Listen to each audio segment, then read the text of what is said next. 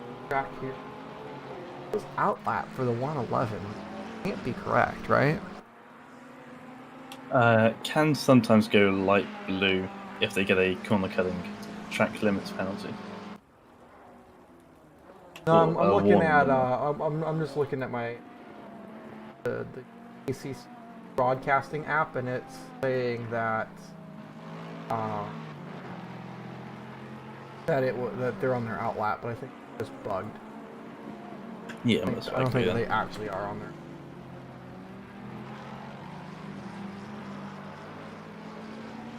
Up front, the 107 here just chilling back up in the lead. They, of course, lost it early on in the race here as we're nearing the halfway point, 2 hours in.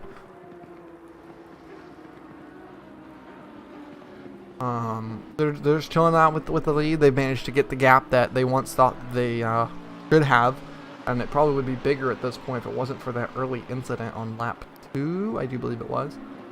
Down here for P3, we're seeing Woodrow and Sod still fighting. We haven't seen anything regarding the 24's incident, so I wonder if that didn't go reported. I mean, I do know that they do all get along and are friends with each other there between the 198, the 412, and the 24. Obviously, so possibly they didn't see it as anything worth reporting, and they got away with one. Is possibly I possibly just got away with it. It's what I gotta be thinking. Is got away with an incident there. Yeah, got off lucky there. And a little further down the field, P11 and P12, the two Lexuses just swapped position into the first sector. I think it's turn 5. Alan Patterson running a little bit wide out of turn 4 or 5. And the 25 car able to slip down the inside and get 11th place from their sister Lexus car.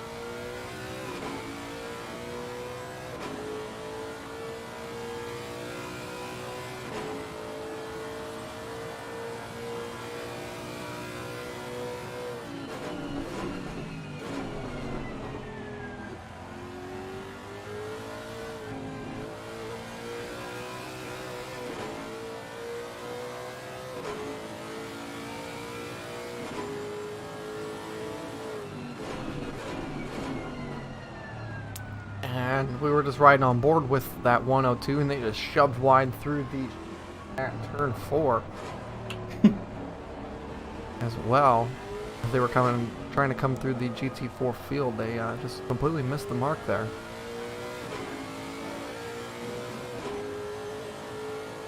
The Ginetta Regretta team has regretted running the Ginetta so much that they swapped to a BMW. So sad. That's a tragic story right there. It's like Yeah, I don't know how you go to the BMW from the Ginetta. You go from the smallest little slow thing to the biggest, fattest, annoying looking thing. Yeah, obviously you go to the Alpine. Yeah, exactly. Yeah, the next closest thing. Or the KTM. No, you Something gotta stay within the Britain family. You gotta go to like the Aston Martin or whatever. Like gotta stay within. KTM's British. Britain. KTM British? Yeah. Huh? Oh yeah, you can go to the KTM then. The thing is completely pointless. You cannot overtake in it. It is impossible to overtake in that KTM. As much as I love driving that car, you can't overtake. It's just physically impossible. There's a reason why we don't see it anymore. I think the last time that we saw a KTM, Flint was driving it. I don't even remember what track that was at, but that was a couple endurances ago. It was number 17 KTM. That was the last time I remember seeing one, like period, in any of our racing series. It's been a while since I've seen one of those.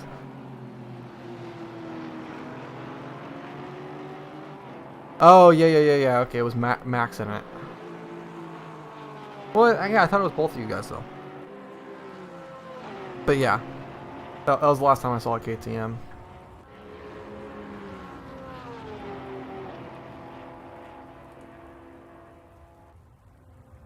Slowly becoming extinct, those cars.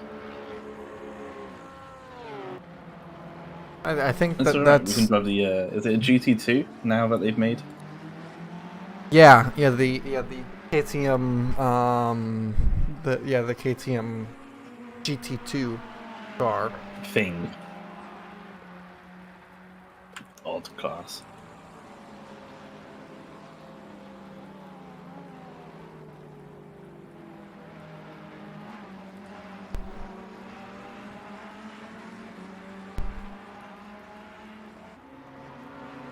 I'm trying to kind of get in like a comfy spot here and just kind of just chill out for the next handful of laps and kind of relax and watch the racing happening. My voice is kind of running out on me already.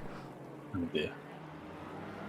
We are coming up to the halfway point now in the race, which means the pit stop phase will be starting up again, maybe in 15 to 20 minutes.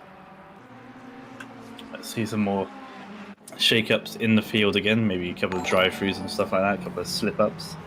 Makes a more opportunities for people to make mistakes and shake up the field again. Welcome in Hannah Wolf with the follow. Thank you very much. Stopping by. The 13 car awarded with a drive-through penalty for contact with the 22. That was the one that we rewinded to catch there. After they went beyond the racetrack and rejoined and hit the 22 car, causing both to spin.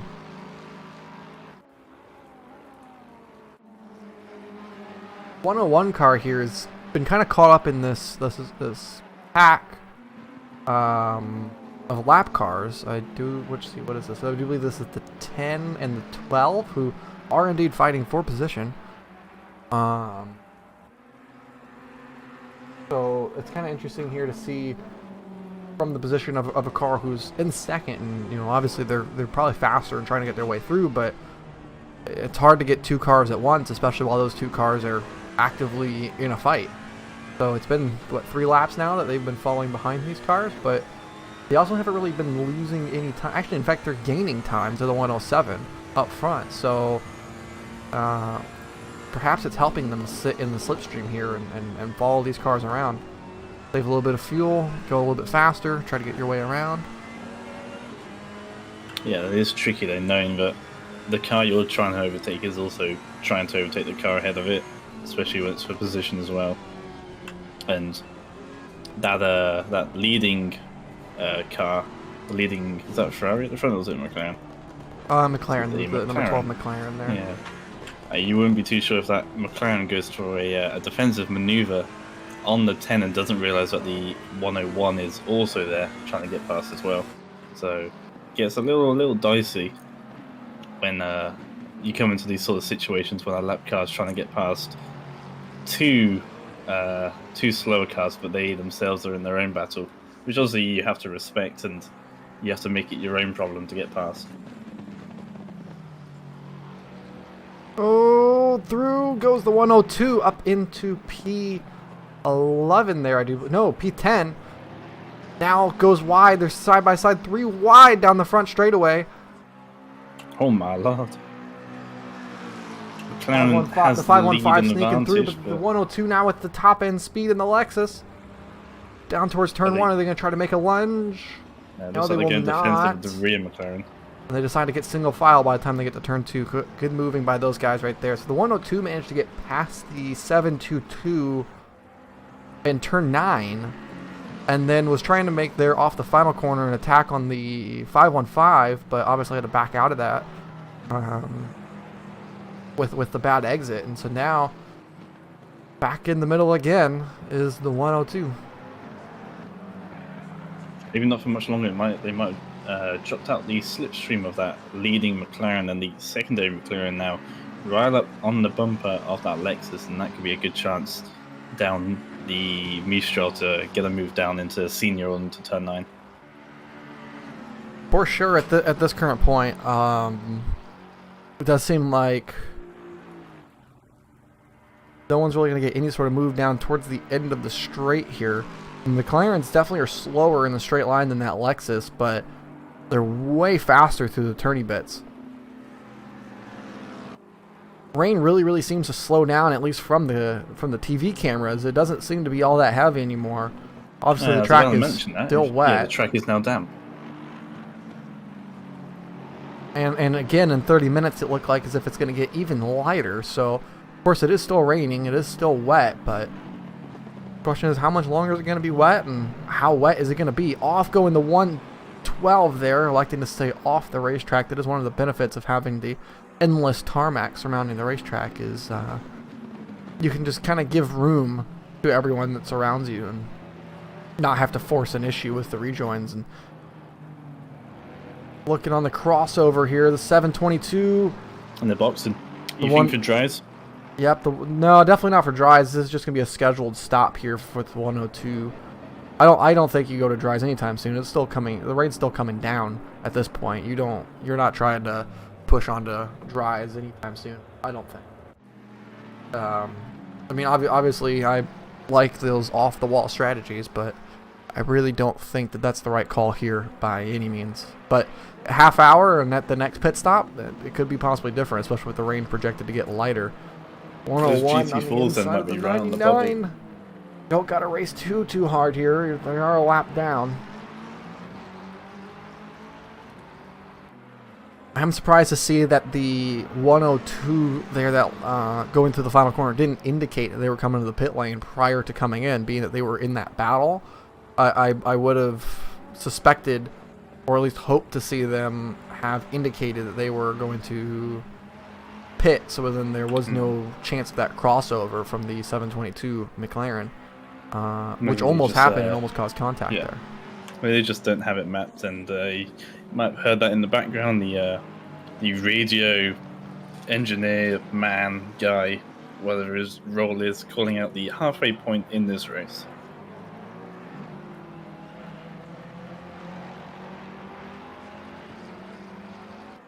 I do believe that I have that guy shut off. I don't know if it comes through on the broadcast, but I do believe that he is shut off. Oh, is he? Okay, there might be me hearing it then. Yes. But yes, we are at the halfway point in this race. 2 hours remain.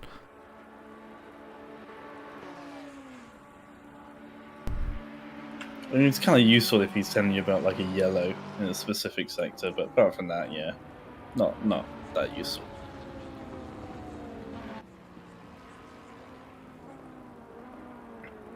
It's another cooler to the pits as the pit cycle is now in full swing. Over the next 10-15 minutes for these GT3s, they'll be taking their respectful times to get into the pits.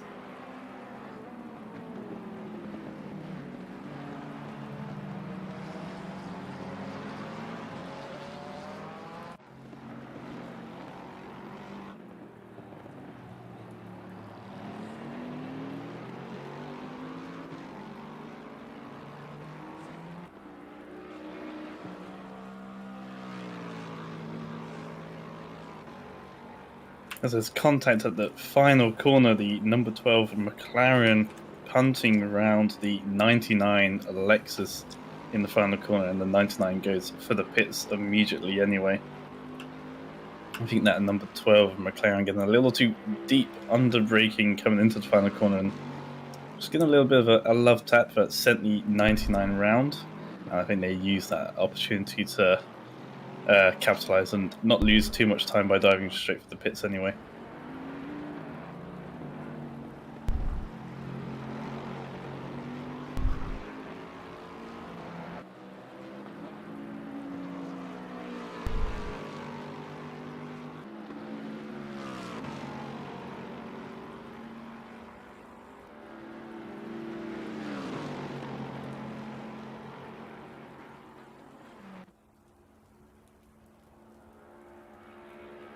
The 107 here, still about 7.5 seconds up on the lead. Of course, you can see the 763 here, who now through those two drive-throughs is 1 lap down, and they're going to be trying to work their way back up the grid. Of course, currently sitting in that P10 spot, so everyone up to 10th is 1 lap down at the moment. And of course, pit cycles are slightly aiding that number, make it seem larger than it is, but it's not too far off at the moment. The 107 is cruising. Ooh, that is a slow car off the track. 7 Aston Martin. That's P2 and GT, and that's a teleport back to the pits. What happened to that car? Ouch. Which goes at the number 7, the Aston Martin. Yes, that is the COVID survivors number 7 car for DSRT. That's unfortunate for that car there. What happened to them? Of course, we do have some of the DSRT guys here in the chat. If any of them know what is going on with that car and why that they had to teleport back to the pits for who knows what exactly. The car was just suddenly stopped on corner egg. Yeah, that's unfortunate. Running in that in second place, actually, weren't they? So yeah, it was a good run for them, but unfortunately, escaping back to the pits is a disqualification. Hopefully, we'll find out a reason as to why that happened.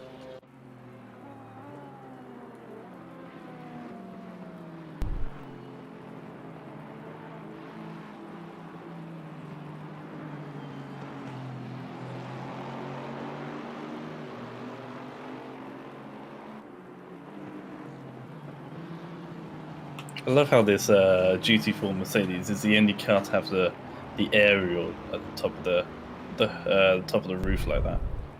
Yeah, I think it was mentioned earlier in chat that the big old red aerial kind of hurts the stealth mode that the 200 car does have going for it with the camo, and it kind of makes it stand out just that little bit more, having that big old red antenna.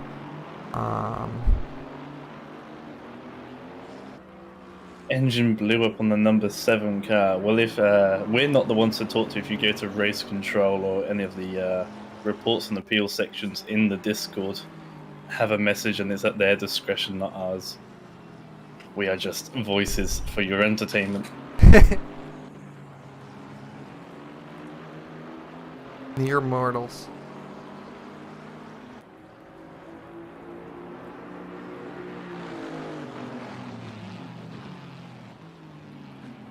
Oh, I am kind of curious as to how you blew an engine.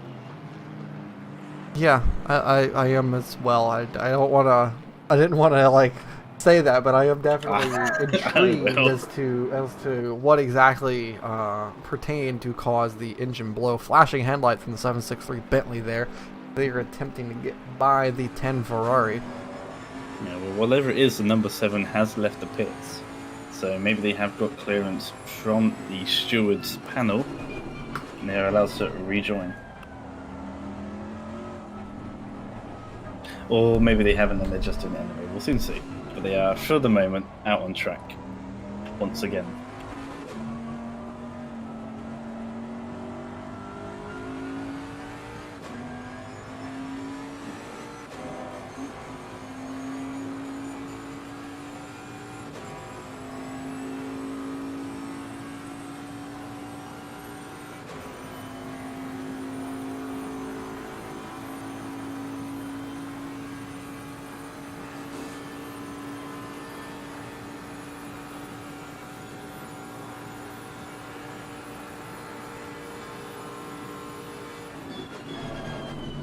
Now going down the straightaway, I mean, it definitely seems like as if there's something with the Bentley that has it be really, really fast through Sector 3, but is rather slow everywhere else.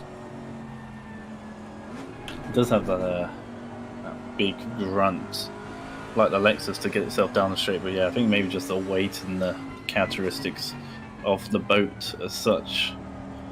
And really... perhaps a higher downforce setup as well. Using a bit of understeer maybe, and as it gets dry, that will only get worse for them, I assume.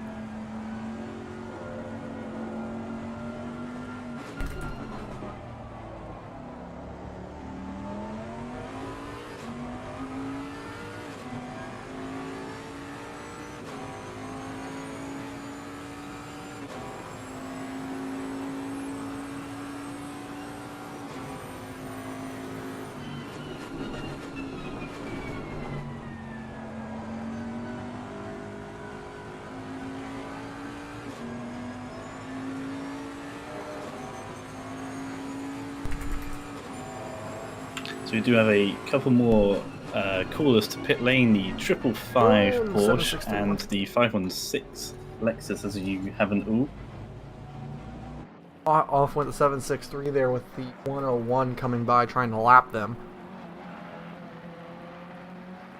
gap is now just 5.5 seconds for the lead. It's closing down more and more every lap. And here's a battle for 16th. In goes the 99 on their way through.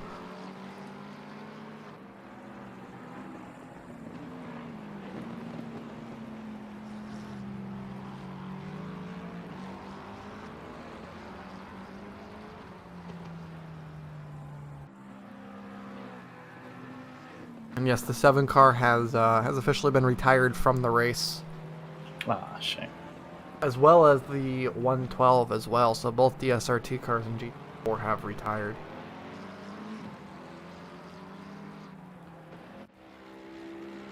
Number 7 car's still going for me though on track. Is it? It's not on my. Oh, now it's back. As with the Yeah, it's 112. coming into senior. That was weird. Yeah. So they disappeared off of my driver list there and have now returned. Okay, never mind then. Both the 7 and the 112 are driving for DSRT.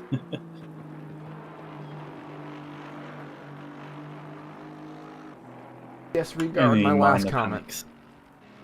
Mm.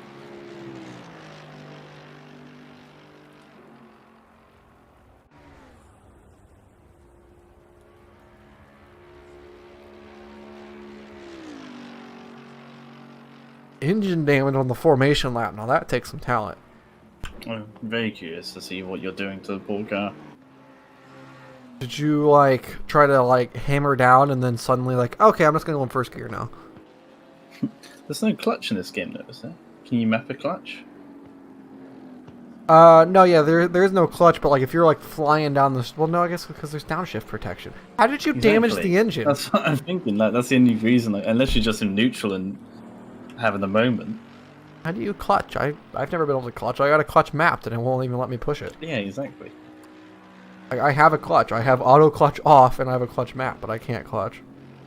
There's, yeah, no clutch. I just think they've put it into neutral and just they like the engine sounds.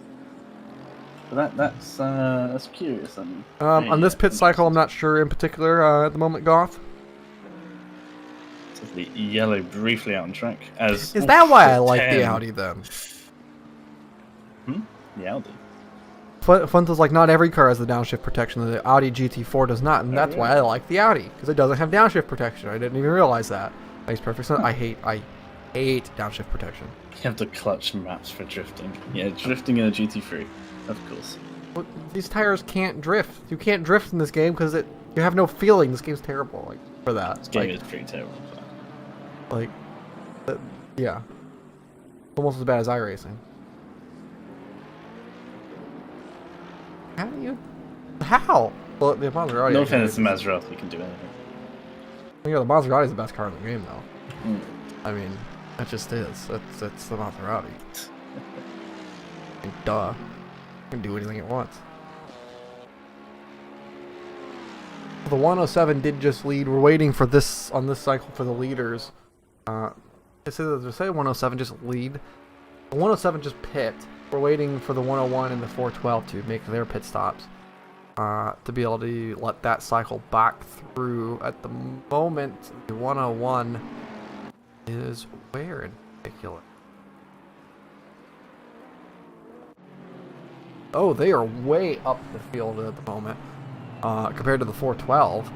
So I'm really confused. So the 412 must have jumped quite a few spots. He may have been down around like 7th or 8th.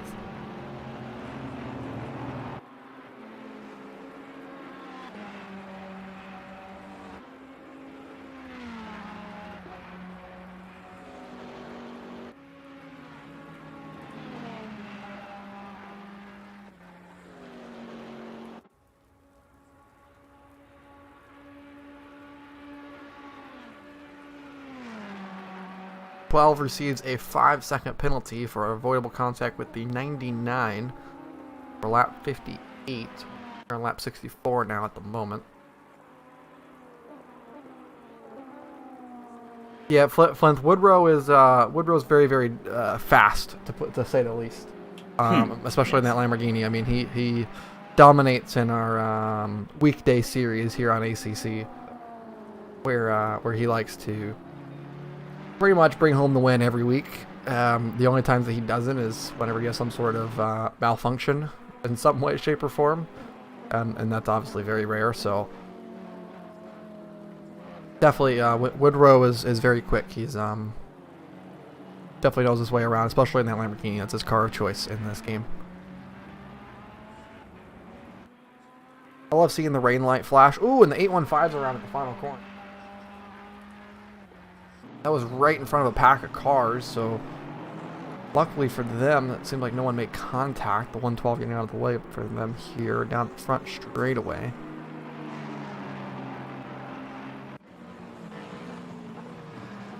Like we have a fight here towards the back. There's like a group of cars, but I can't tell who's for position and who's not because there's like everyone's on a different lap in this pack of 5, but they're all racing as if they're racing for position. It's a little bit confusing.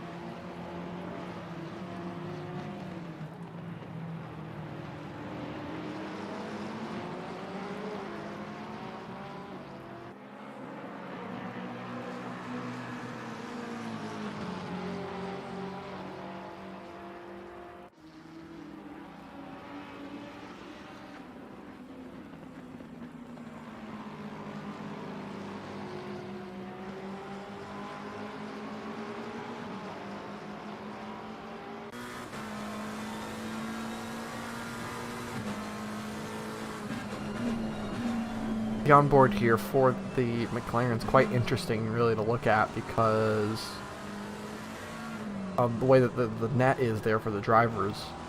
It really kind of contains everything within, you know, just that half of the car, and it really kind of separates it into two, where with most of the other cars you can see the cockpit's rather open and the McLaren is not. And I gotta wonder why that they have that net car, but if they don't. I guess it's there in the Lexus, but like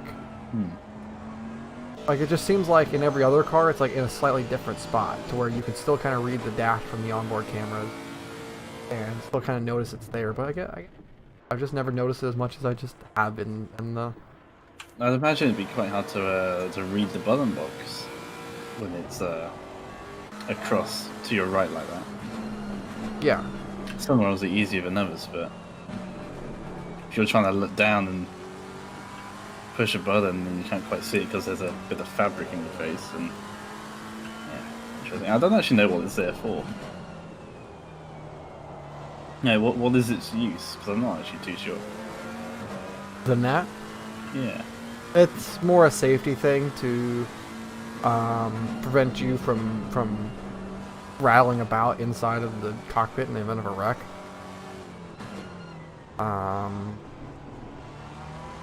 I mean, like realistically speaking, that's just kind of what it is for. In the event of a wreck and something coming loose, or you know, like if the steering wheel comes falling off, or if you get hit from the side and a window pops off or something, it just helps prevent large pieces of debris from coming into or leaving the driver area. Because it seems like in this McLaren you have one also on the left side. No. Well, I know about the left one. That's just to stop the glass breaking and entering your face. The one that's always going against the window. Yeah, it's also that's that normally way. a tighter mesh. Whereas this is more sort of, here's a couple of lines of fabric that just happen to be joined together. It's not very meshy.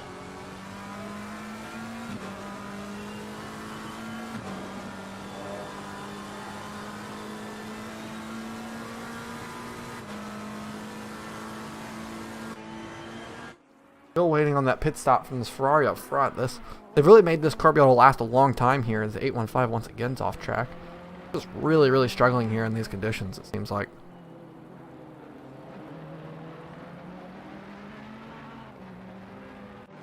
I think maybe those drivers were, at the start of the second stint, certainly used to those much wetter conditions, and what we have now is the track condition changing from wet now to damp, and it's seemingly going to be less rain in the future. Whether or not we'll hit the dry in the next hour and 40, as the 12 McLaren has a bit of a spin and almost gets collected by a Lexus. That could have been pretty nasty. Whether or not we'll see the dry is another question, but it's certainly getting drier. Obviously less rain falling, and I think that might be catching out a couple of drivers here and there as they come towards the end of their stints.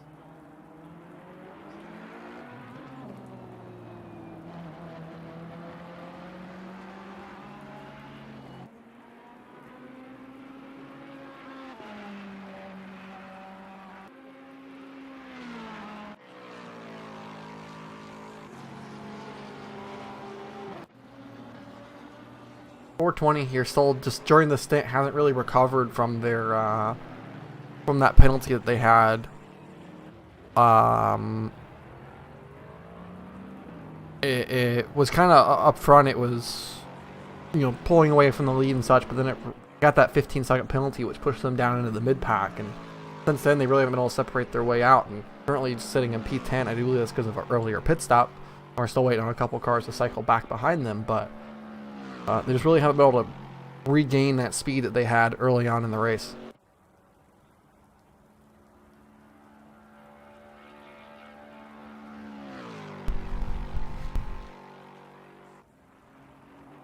I mean, you're seeing what sort of setups people put on the cars, depending how wet they decide to go. If they went, or they're expecting an entirely fully wet race, or they were hoping that it would get drier towards the end. So maybe that's some people who've put the more of a suitable to the wet conditions setup on are now starting to lose out as the track just seems to be getting a little bit drier, or at least less wet. Not only is it getting drier, but it's also getting warmer on the racetrack. It's gone up just 1 degree Celsius, but it is getting warmer. Yeah. Every little helps. With time, it might be interesting to see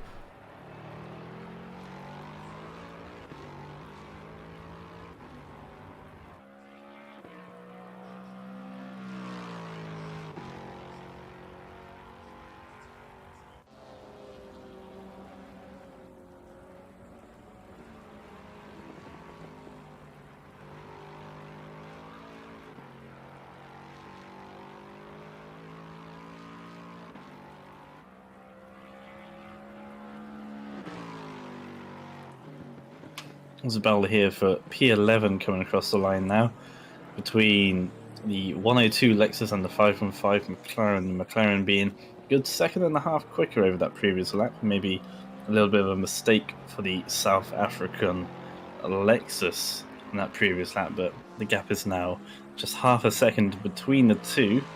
Maybe Hugo Gomez here in the Soulless Racing HSP car. You gets a bit of a slide coming through turn 4 there, losing a couple of attempts to the Lexus.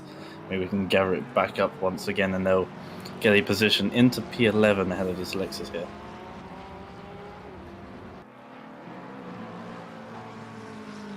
So Keith Hurst now in the 25 Lexus is now in the car, a race winner in Thursday's TCR Cup on the race room platform.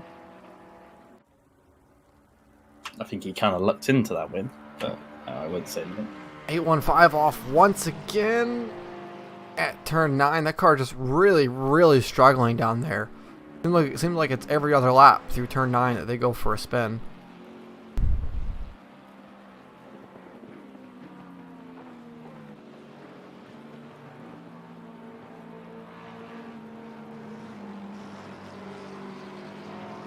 Those of you who are watching currently on the Twitch, how does the stream look in terms of like how clear can you see things like the race map?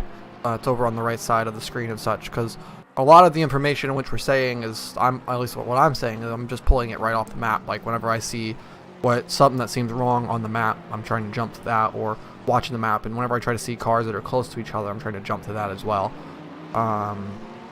So if you guys can see that well, hopefully it's also helping you see data for it. Well, yeah, it was covered, but I moved it now down on the bottom left. As it should be. Thought it is for me. OBS. So I'm just making sure you guys can see that and can pick out what's happening on the racetrack just as well as we are. Kind of gives you a visual representation of the gaps at the moment, because you know, seeing something that's like, oh, you know, that's an 11-second gap. It's like, yeah, you know, it's an 11-second gap, but whenever you can see the fact that 11 seconds on the racetrack is the difference between from turn 10 to turn 8, then it's like, oh, okay, you know, I can see how far that is. It definitely helps a lot. Sean, I think we've got a move coming here from Hugo Gomez onto the Lexus. That The Lexus off the racetrack. I'm not sure what the Lexus is doing. They pushed well off the racetrack there and just didn't really want to just come right back on. And that was really close to almost pit maneuvering the 515 McLaren there going down the Minstrel Straight. Are we going to see another charge back here from the Lexus in the tow at the end? Lots of overspeed. Speed, no. That McLaren knows it moves back onto the racing line. And there's that move done. So Lexus runs wide. It's just a little bit wide, nothing too bad there, but excursions off the track are quite frequent then for this Lexus. I'm not quite sure what they were doing coming out of that corner onto the Mistral. Obviously running very wide and just deciding to take their time when coming back to the onto the actual track.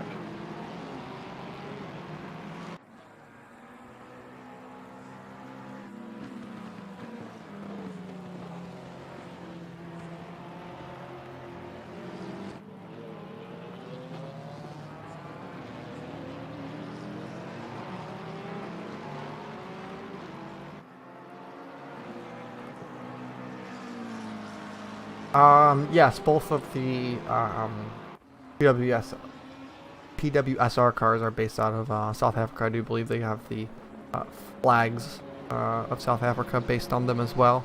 Not necessarily means that the drivers are from there. However, they do have the flags on. It's like me having to learn the American national anthem to please Derek. You really make you learn it? I would believe it. He did say something like that once, it was quite funny. Oh man.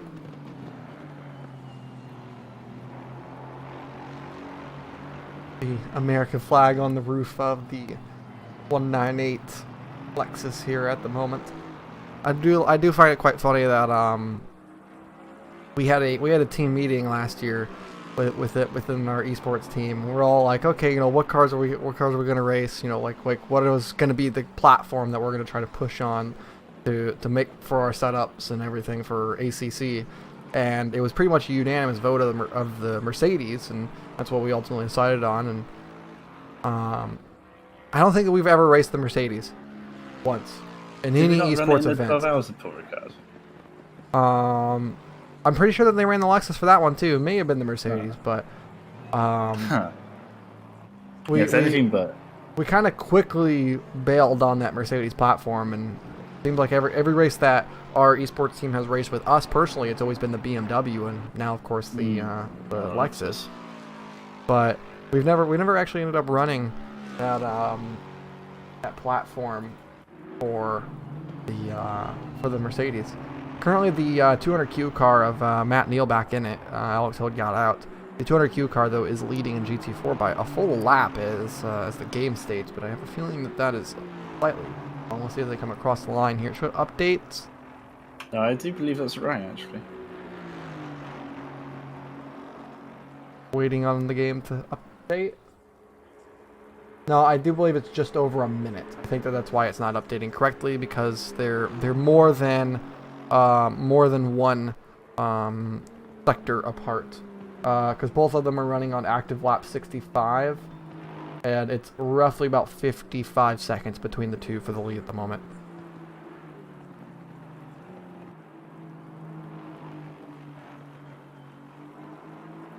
It's always important with a team anything where team endurance is to choose a car that you and the rest of the drivers all get along with. And that's also to save the setup as well. You've all got to be able to drive it. A lot of people say, especially 412 on the pit lane. Yeah, people like United also sort of say they say that to set up a car, you need to tailor it to your slowest driver. Because if your slowest driver, or not so much your slowest, but your most inconsistent. Almost contact on the exit there The 412, I mean, they were perfectly fine, but the 7 almost ran right into the back of them there. Yeah. Just did our driver's briefing at the start of the race about that. Was a particular issue that was raised, and thankfully no issues from that so far. But yeah, that was pretty close to that. They will come out into P6 now with Clayton Davis in the car in place of Ryan Woodrow. So now the 412 going to be trying to go in for the last hour and a half. Oh, that was really close. And they are pulling that actually right on the money for the driver swap, because the minimum is 90 minutes for a driver, and they make that swap with 91 minutes remaining in the race. So he's going to just barely hit that 90-minute mark for that driver swap. Yeah.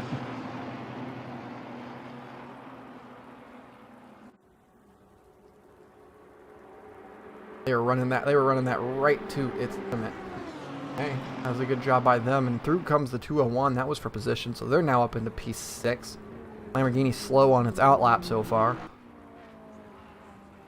I do like the fact that in this game you do not have tire blankets, so it does take you a couple laps to get up to speed after your initial pit stop. It definitely makes things more interesting as the 412 going really, really loose and around. Trying to push it a bit too hard on those cold tires we were just mentioning. You gotta take a couple laps before you can really get pushing, and I think that right there he saw the car in front, wanted to go get it. Fortunately, no positions lost there, but lots of time lost right there. Still waiting to see that one-on-one come into the pit lane. I do believe that they have ran already a driver swap, so they should be okay to try to push this to the end here.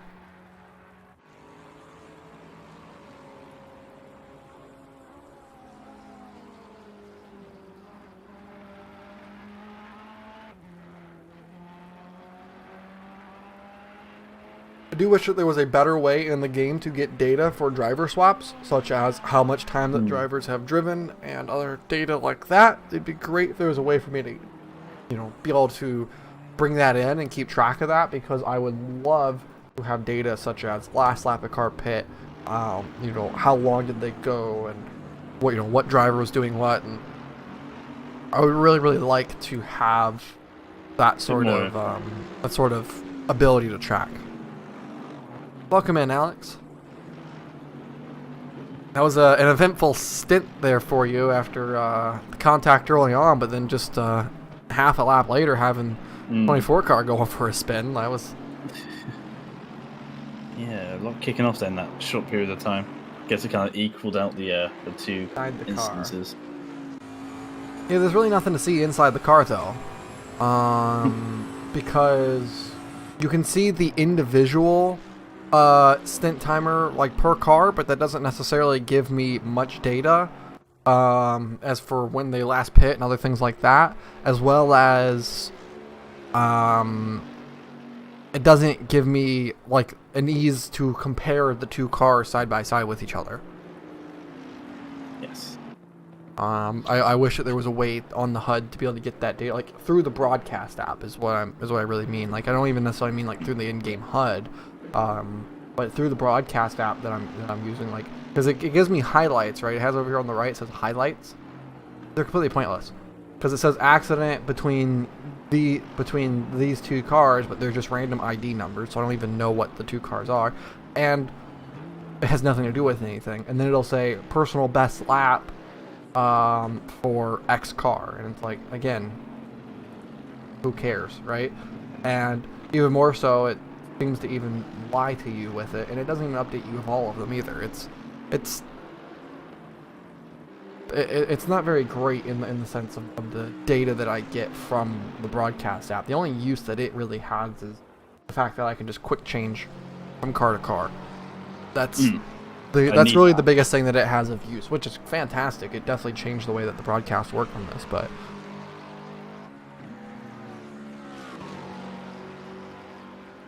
yeah, but SimHub, your logic as well.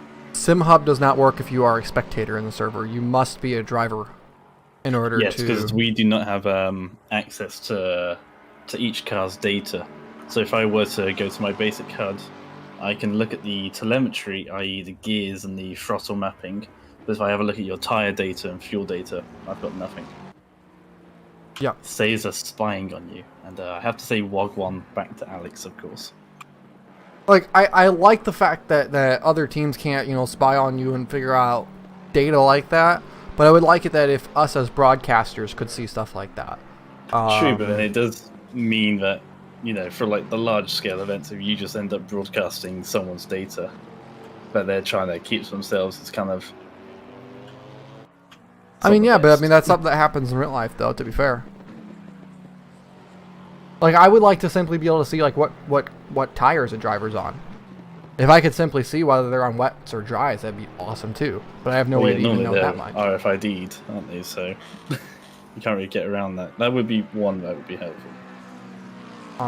But again, you know, if I could figure out what was the last lap of the driver pit, that'd be great.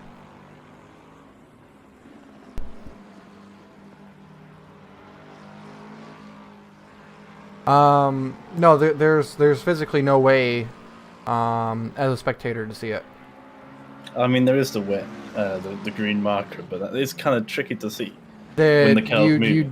Whenever we were at Spa, there was no way to notice it, because we thought for a full stint that a driver was running on dry set of tires because the game said it was dry. Because if I go in here right quick and I switch to this HUD, on this HUD it does say, you can see in the bottom right, it says wet. That doesn't always true. Like, I bet you if we click through here, one of them probably does say dry somewhere. Because at Spa, we actually had it where one of the cars said dry for 2 full stints during downpour rain. And what? Like, obviously wasn't correct. And yeah, if you use F7 and then do this, but this looks terrible on a broadcast. But also, you can't tell jack squat while the tire's rolling. There is nothing you can see whenever the tire is at full speed rolling. I'm waiting for light to show up. Like, the tires look exactly the same at full speed. It's wet. Yeah, thank you. It is wet, but yeah, there's obviously no way of knowing when they make that switch.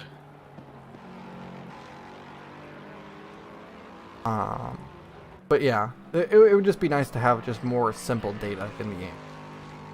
It's not that complicated for them to display it because they can display it standardly.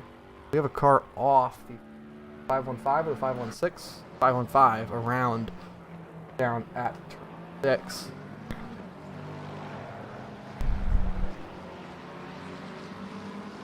And yeah, like obviously I shouldn't be able to just have... Oh, and there's the 101 on pit lane. They are coming in for their stop.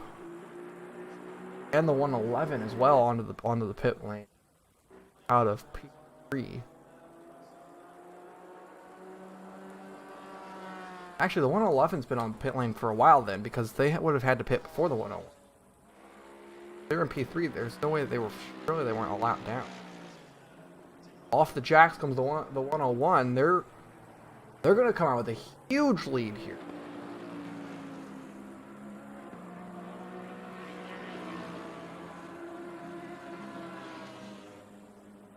Yeah, Stefan only coming to the final corner now, and they're almost out of pit road. There it is. They're off the pit limiter now, and yeah, that's almost a full straightaway. About 12 seconds. Actually, no, that will come down as that timer sorts itself out. Yeah, we'll see at the start of Sector 2.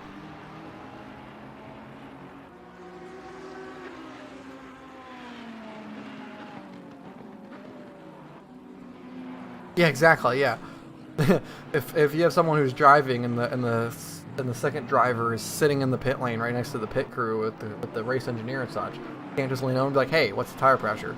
Like, yeah, you're on the team. You know what's going on in the car. Shouldn't have to ask the driver in the car. 6 seconds the gap for the lead between these two.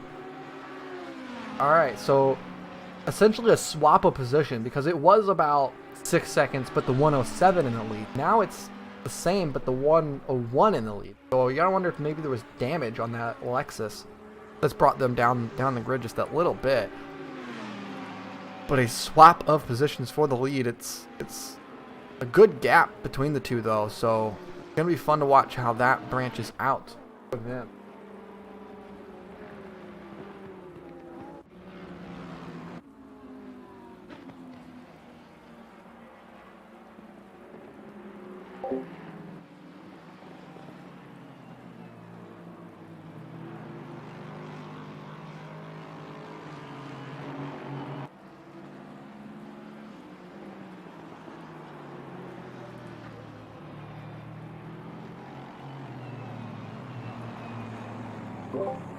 Of course, the 107 is already up to temp, so they are going to gain a little bit of time here on this lap at the very least, and possibly even more.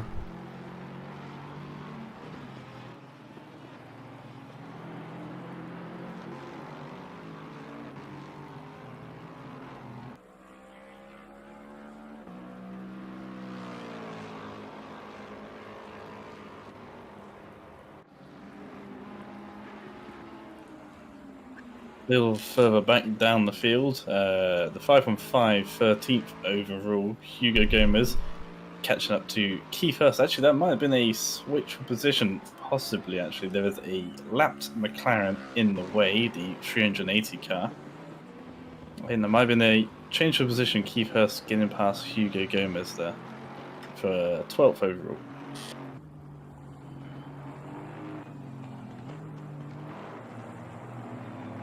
Yeah, I believe that is whenever the 515 went for that spin. It brought them right back into that, allowing the 25 to go get by.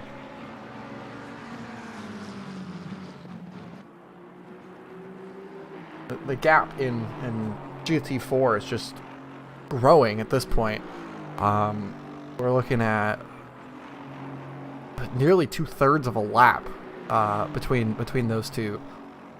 So the gap for the 200Q cars, who are just putting together a really smooth drive here, especially after the contact earlier, doing a really good job to continue building out that lead, pulling away in the GT4 category. And the 13 coming into pit lane, so that's just going to make the gap that much larger for the 200Q car. Here is the 24 running at the moment. They're going to be coming through. Take back. No, it's the same. Now, this will be the GT4's final stop as well, I'd assume. Hour and 20 to go. I think it might be a little close for that specific car, but if the 24 or wait, which one's the 200 Q car can go a little longer, then they might be able to make it to the end with one more stop. Yeah, they just gotta make sure that they get that driver time in, and they should be able to go a good bit longer here. I'd say at least another 25 minutes. I'm not really sure too much, but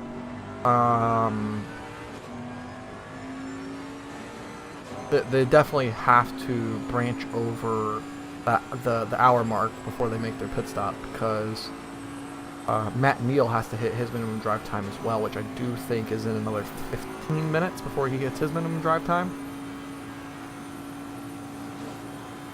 So they're doing a pretty good job here of splitting up their times, though.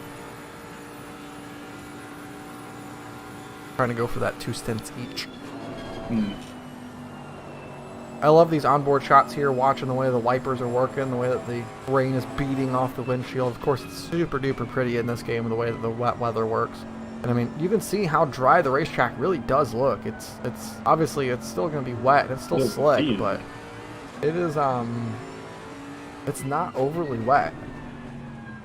And the rain is still decreasing now. The weather graph is now shifted to a different cloud type, which is a little less rain.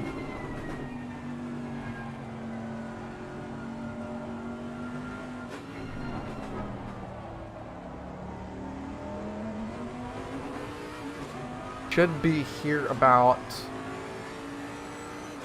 35 or 40 minutes away from daybreak as well. I'm not sure exactly when that the sunrise does begin here in Ricard, but it shouldn't be much longer before we start to see the sunrise peek up over the trees.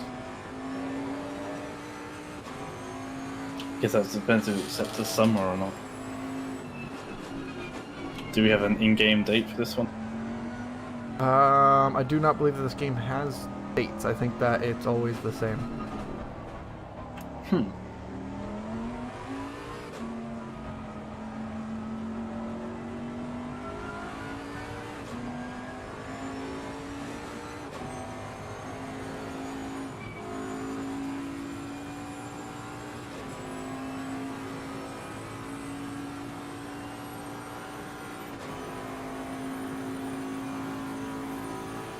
Let's see here, the gap just down to 3.5 seconds now up front. We're going to go ahead and ride on board with the 107 Lexus here and try to watch as this gap closes for the lead. It's going to be your job here to try to keep up, make sure that there's nothing else of interest happening down the field. Looking around, and for now, people are mildly spread out individually.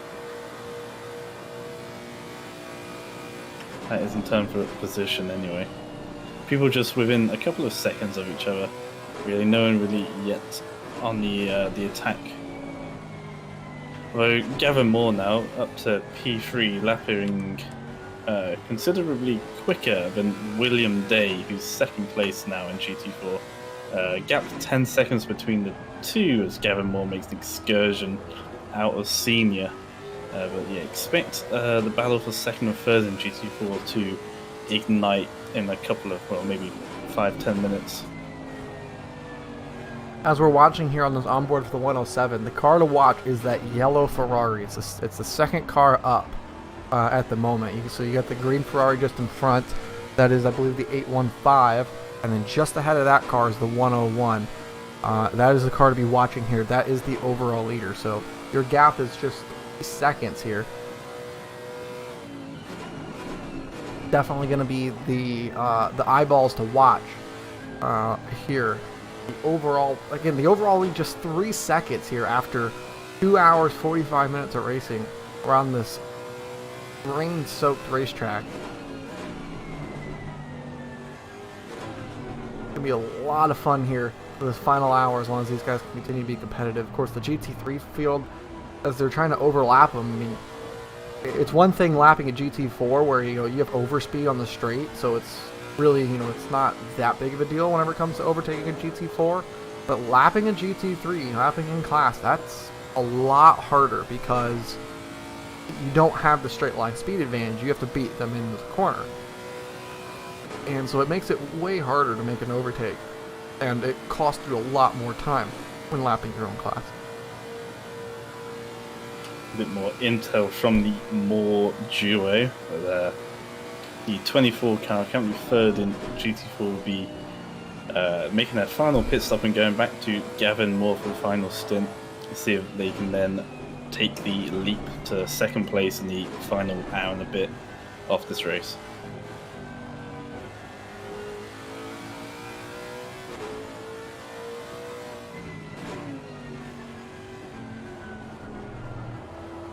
Something about these onboards in the rain I just absolutely love. Off the track there goes the 107.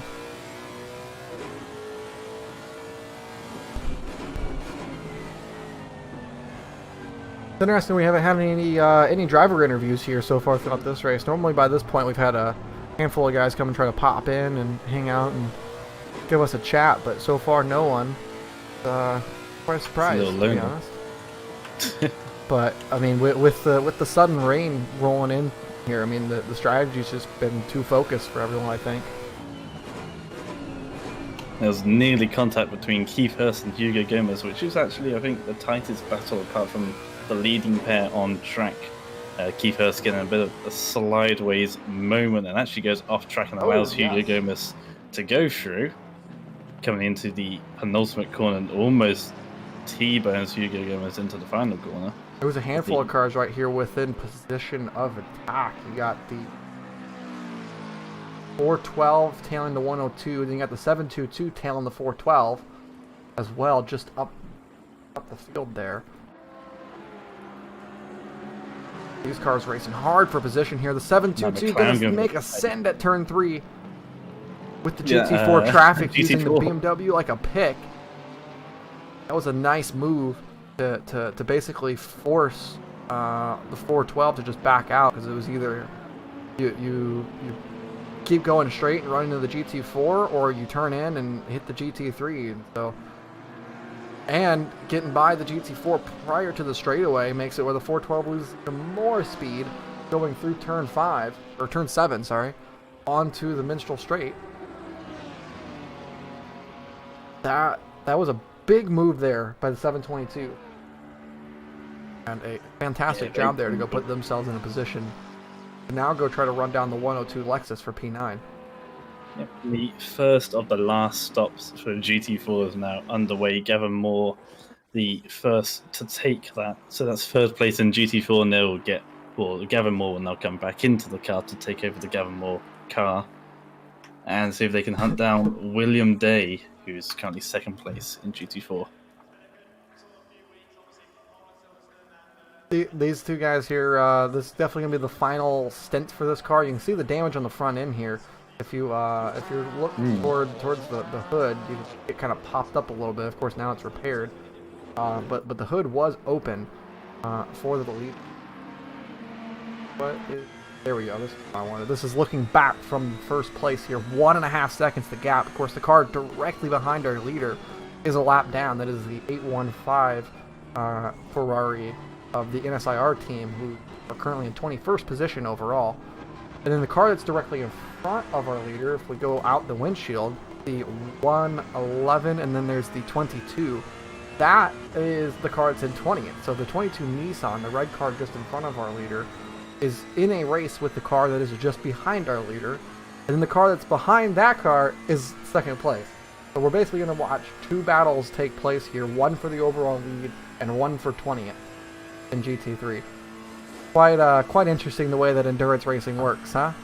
And seeing you have to, obviously, if you're focusing on your own battle and you're trying to get past lap traffic, but they themselves are in their own battle, it becomes extremely difficult very quickly on how to get past, because obviously there's no obligation for those lapped cars to get past, and you may go for a move on them and they might be looking for a move on the car they're trying to get past.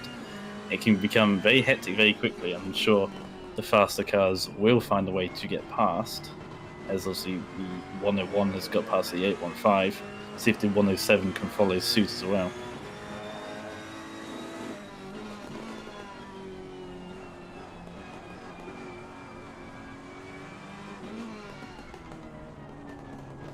The 107 is there now. Our battle for the lead is separated by just a couple cars. The 815 off the racetrack there, letting the 107 through. So we are now, I mean, there's no one in between our battle for the overall lead. And the fastest car on the racetrack that last time around, it was the 201 in fourth, but between these two, it was 0.2 of a second faster for our second place car. So they're quicker, but it's by how much are they quicker? And now the 101 jumping over, I do believe that's the 111. Yes. So once again, putting a car between the two of them.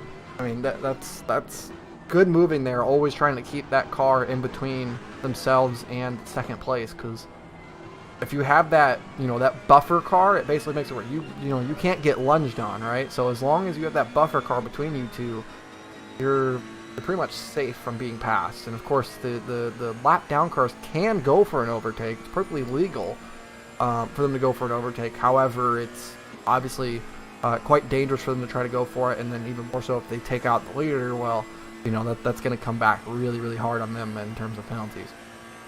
107 possibly peeking to the inside though as we go down into turn 8, and he's going to get it. So the buffer car is gone now. Exactly, that 811 not fighting it is allowing it to happen, and there's a Nissan GTR Andrew Shaw, the 22, a little way up the road, and I'm sure it won't be long until there's yet another car in between these two.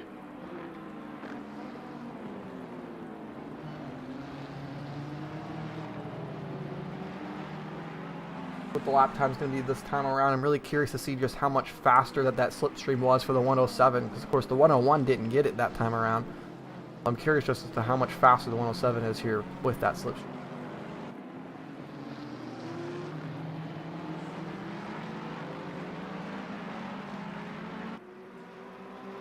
763 hitting their pit stop right here. Let's see, that time around 2:01.7 for the leader and a 2:01.5 for second place. So again, the gap just 0.2 of a second gained. That was a really, really good third sector there from the 101. Stefan Kui lost quite a bit of time for the final two corners, because the gap was down to 0.6 of a second at the end of sector 2 and is now back up to 1.2 at the end of sector 3. So definitely a really good sector 3 from the 101 with Leslie Oliphant in the car. 1 hour 6 remaining here from Paul Ricard. This is your battle for the overall lead, separated by just 1 second right here on the racetrack. Go down the field here. We got a battle for P10, P9 and 10 at the moment. Just 0.2 of a second separating these two cars at the line.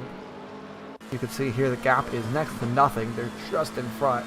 We're looking from the onboard dashboard cam. These two been at it for a while now. We're going to jump back here to the lead. Just make sure that there's no slipstream pass for the lead. Of course, the Lexus has got the overspeed on the Ferrari at the end. It has the torque to just carry itself all the way down towards turn 8. Going to gain quite a bit of time there, down to just 0.4 of a second at the speed trap.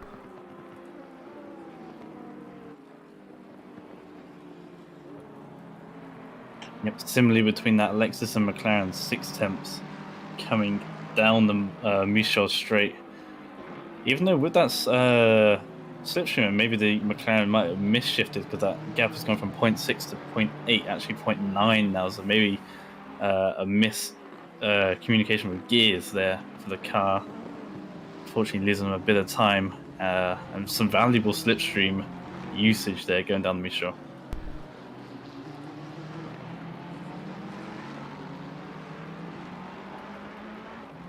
Stay on board here with the battle for the lead. Again, I mean, it's too close to take your eyes off of here. Just 1 second for the cars up front. What is that? It's about 8 car lengths, maybe. I mean, they're right there, just within a lap or two of being able to make a lunge. But the pace has really picked up front. Again, 0.2 of a second faster that time around for the 107 car.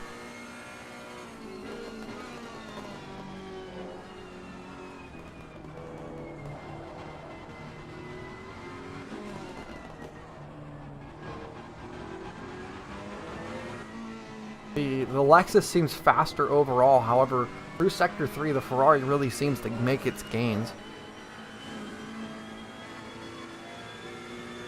Whoa, way off the racetrack goes the leader, trying to avoid... Oh, that was sketchy on the rejoin. Here comes the 107, side by side as they go down the Minstrel Straight.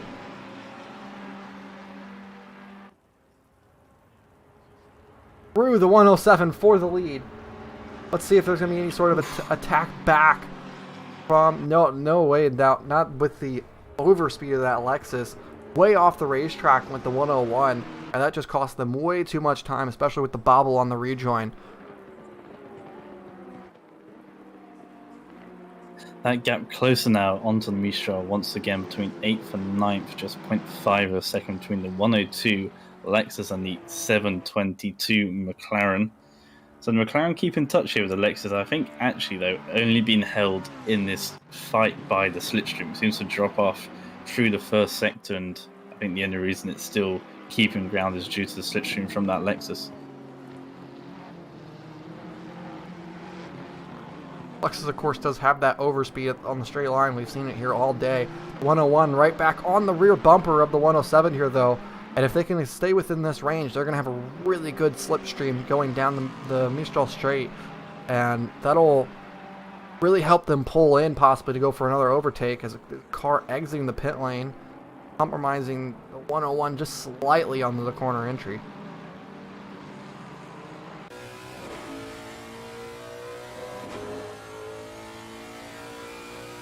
Love the 22 car here just ahead of our overall leaders.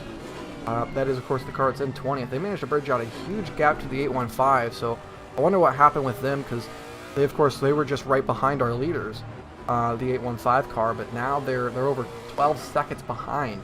So just in those few laps, the leaders have bridged out such a gap, and 22 was loving every bit of it because they're able to just ride in it and stay ahead going down straight once again. The Lexus is going to have the aid of the slipstream, though. I think it's going to help them out even more than it will the Ferrari all the way behind.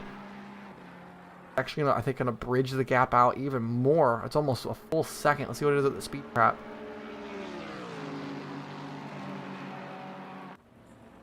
Yes, the gap bridged out 4/10 there through Sector 2. But lots and lots of time to be gained going down the straightaway there, just being able to have that slipstream. Alexis is so quick. Totitos. Now. Welcome in, Mike. There you go. Yeah, that gap now, 0.3 of a second, seems to be coming down a tenth every lap now between P8 and P9 in the GT3 class. That Lexus, yeah, pulls away down the Mistral every time, regardless of what that McLaren can do. Down at 15, we got a fight here. Possibly? No. What happened?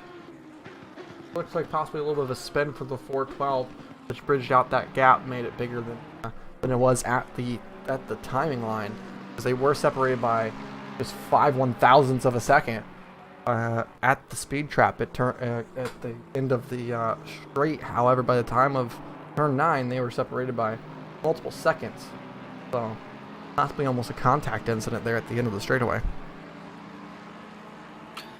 And now a couple of laps after Gavin Moore Sr. took their pit stop, William Day now in the 13 takes their pit stop, as the Lexus now the 102 finally takes their pit stops. That separates the fight for P8 and P9 that I was talking about a minute ago. Oh, that was almost contact with the back of the 22, as that is a car that's lapped down. Oh, off the racetrack goes the 107 now this time. The 101 managing to keep their throttle in it as they were going around the GT4, who was being lapped by a GT3, who was being lapped by a GT3. I don't think anything malicious from that GT4 there, trying to give room to the Ferrari, but I think it was in their mirrors, not realizing there was a Lexus already trying to go around the outside.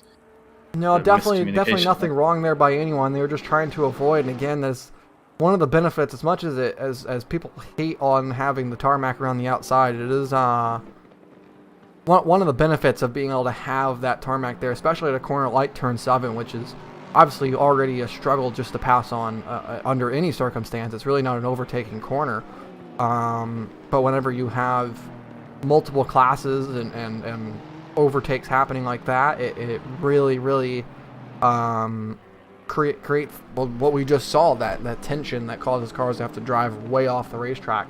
Flashing the headlights, the 107 here, with frustration towards the Nissan that's ahead of it. I mean, they know that car is multiple laps down at this point. It's 3 laps down, possibly about to be 4 here in just a moment.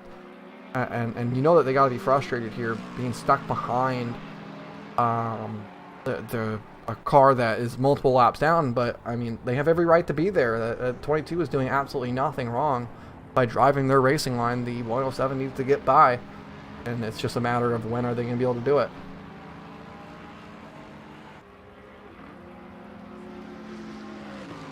Gavin Moore now in the car and going to be hunting down that number 13 car. 15 seconds is the gap between those two, and we know that Gavin Moore's pretty good in these conditions. Certainly saw that from the first stint.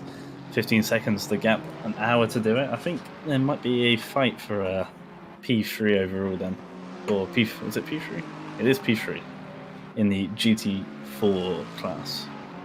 Yeah, the 666 car really has been a big benefit of all these incidents that we've been seeing in the GT4 category. The 666, who's been keeping themselves with a relatively quiet race, has managed to just kind of sneak their way up every single position.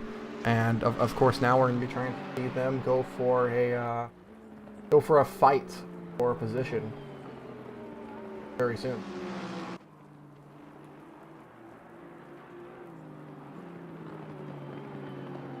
The 107 Lexus just, oh, that's a big ol' wiggle. That's a big ol' wiggle down in turn 9. That's going to bring the Ferrari right up on their inside. Door to door, these two. The frustration has to be going through the roof right now for Stefan in that race car. He knows he's faster. He knows he can get by, but he just can't piece it together to get the spot past that 22 of Andrew Shaw, and again, the frustration just got to be getting more and more built up. But you got to keep it together here. You still have an hour left of racing, and you can't right now go and try to push it too hard and end up throwing it away and get a penalty or anything of that sort. So it's all about that management between the cars that are and then exit on the pit lane and wreck for the 101. We were talking about it in the driver's briefing. We talked about it earlier. We were waiting for it to happen, and that was not what I was expecting, and not the place that we wanted to see it happen. I'm surprised it took this long, and I'm surprised it would involve the 101.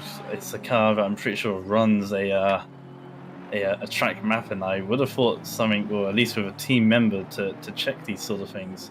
It's taken 3 hours for this incident to happen. I had a feeling it would at some point. I'm surprised it took so long. I'm also surprised it involved a 101 car.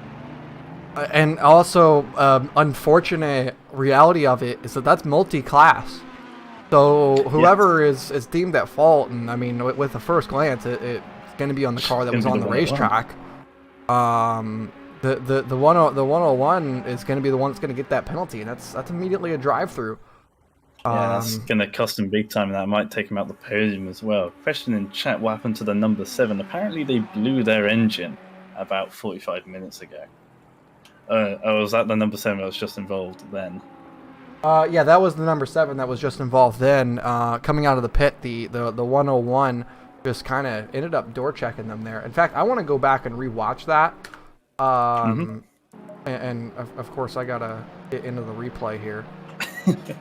Of the game. Of course, there's no ruling. Everyone is allowed to cross that pit line, that solid white line. Anyone's allowed to cross it because it is in the braking zone and the line you need to be for turn 1. So you can cross it, but doing so, you have to be wary. You have to be looking at that track map to see if there's anyone coming out. There's normally a blue light anyway on the right side to warn you, like there is at Monaco in the F1 Grand Prix, to let people know whether or not there's someone coming out of the pits, and maybe they just missed that, and unfortunately, well, they body slammed the number 7, which is not their fault. Obviously, they were following their own rules, and I think that number 1's going to be having the penalty come to them or come their way pretty soon. Let's watch it from an onboard cam here, right up on the dashboard as they're coming along. I do want to point out, it's a good shout of if there's any sort of light to indicate a car exiting the pit lane. I'm not seeing anything here, and they're coming along. I mean, the car just kind of shows up, but I mean, you could definitely see that it was there for a while. I mean, as you're coming along, you can see the car there for a good little bit, and there does appear to be a light. However, it looks like as if the light is designed for cars exiting the pit lane rather than cars... It looks like a pit lane exit, yeah. Not a warning. Although, I mean, that car was there for a while, but 1, we know what we're looking for, and 2, that car is black. It's pretty hard to see. I mean, that is completely fair, but there is nothing wrong that this car did. The 7 was just simply running. Yeah, it's a victim. It's an innocent victim. Yeah, the 7 was just purely just coming out of the pit lane, running their mark, and I mean, honestly, it doesn't even look like as if it was literally that much of contact in reality. It's more the speed difference between the two. I mean, you can see there really wasn't much there. It's just unfortunate timing for both cars, not just for the 7, of course, but for the 101 as well. It's just unfortunate timing, but I mean, yeah, at this point, I mean, you have to be playing that in your head of, you know, what could possibly be happening. Let's go from like the actual like driver cockpit cam here.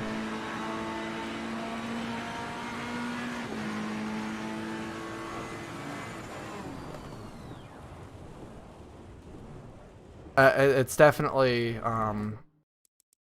just a racing incident. However, it's a multi-class racing incident, and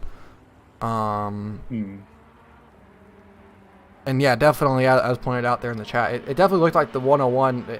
I mean, again, we know what we were looking for. They were racing in the moment, looking at the car in front of them. That was a battle for the lead. So obviously, Well, so it's gonna have to go onto a fault, and definitely the 101. Well, whenever I say racing incident, I don't mean like no fault incident. I mean racing incident as if it's a part of endurance racing that can happen, and it's a part of this track that can happen.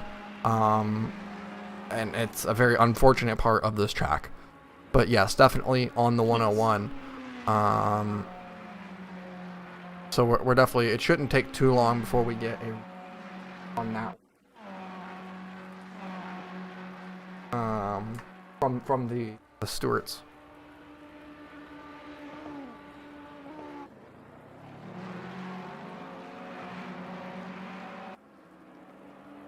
Yes, the DSRT official Twitch can only be biased in one way.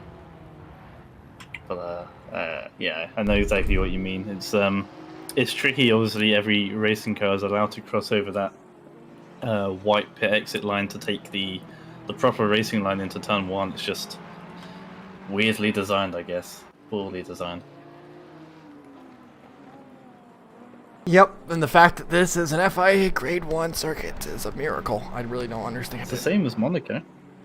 Yeah, but Monaco at least has heritage, 1, and 2 has a safe pit entrance and exit.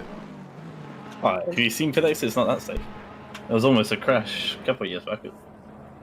Well, yeah, but you don't come out onto the racing line, and it's a dedicated all the way through turn 1 pit exit. So I mean, True. I mean, you are sort of in the middle of the track, I guess, the racing line.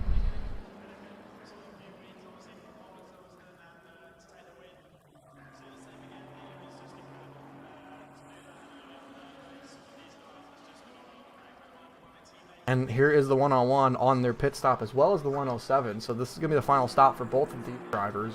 Obviously, there's damage for the 101, but there's going to have to be a drive-through penalty, I imagine, coming soon from the race stewards for that one.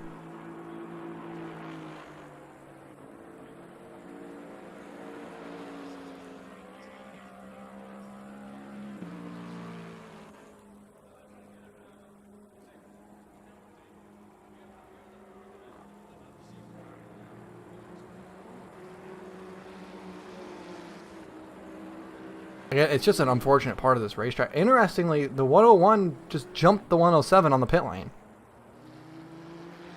That's a bit confusing, actually, because I would imagine they have damage from that, but apparently not. They actually just jumped to the lead in the pit lane.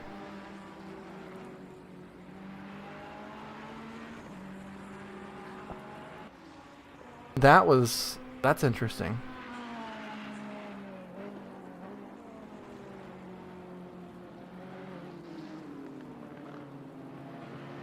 But yeah, they're definitely going to have some sort of penalty coming in here very soon.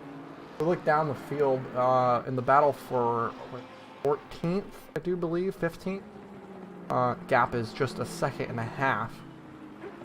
Again, this Lamborghini, every time that I look at it, it on the split time, it's like 0.4 of a second. Then I click on it, it's like, oh no, never mind, we're 2 seconds back. It's like, yeah, I want to watch some good racing.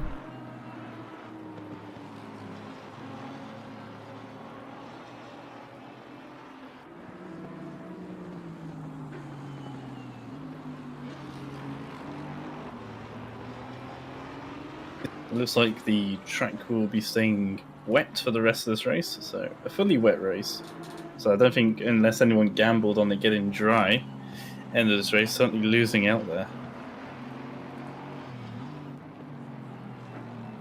Yeah, definitely. This is it's definitely gonna stay wet at the very least. I mean, even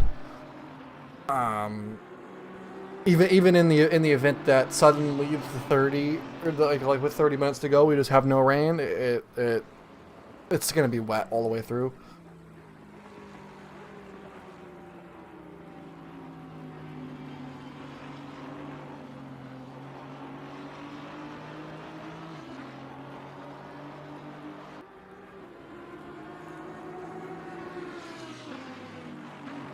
So there's a drive-through penalty for the 516 Lexus car.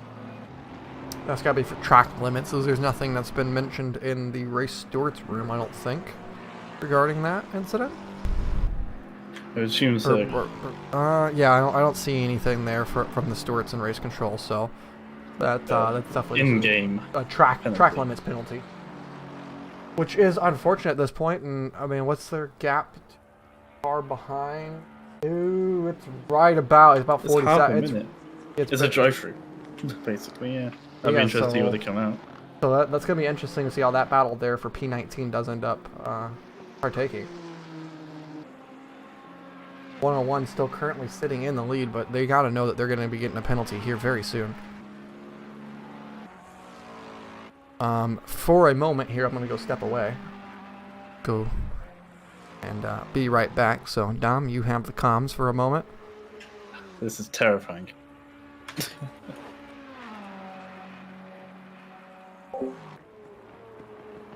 is the point in time where I can take this all downhill, but we shan't be doing that, not today. I will be looking through the restream because obviously Case is controlling the stream. I have my own camera angles, but you will be seeing whatever Case has put up for you, and that is the 101, the leader right now. Obviously the 107 still quite, still within touching distance, and actually Robin Oosting in the first one, I believe, is yet to pit, now taken into third place, and that's due to the other 200Q car of Michael Williams, who's now just switched over to Alec Boland there in the 201 Aston. He was previously in third position. They've now pit. I assume this 31 Mercedes will follow suit very shortly, along with the 420 Lexus that is yet to pit as well.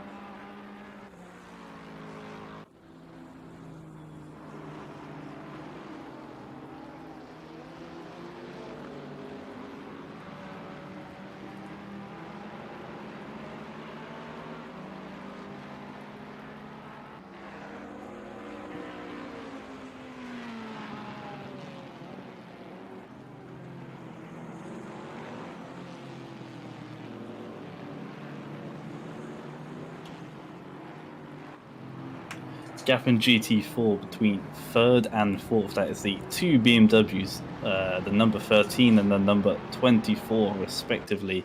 Gap came down by half a second that lap, whether that was due to traffic or not is another question. We'll see as the 24 comes over the line doing a 2:11.7. That would have been there's another half a second taken out of the third place in GT4 there. Still got 45 minutes left to go. Gap is 11.7 seconds. Obviously, that's ebbing and flowing all the time. But Gavin Moore, we saw in the opening stint of the race that he was the leader along with the 200Q car. Certainly quick in these conditions. See if he can catch up to that number 13 car.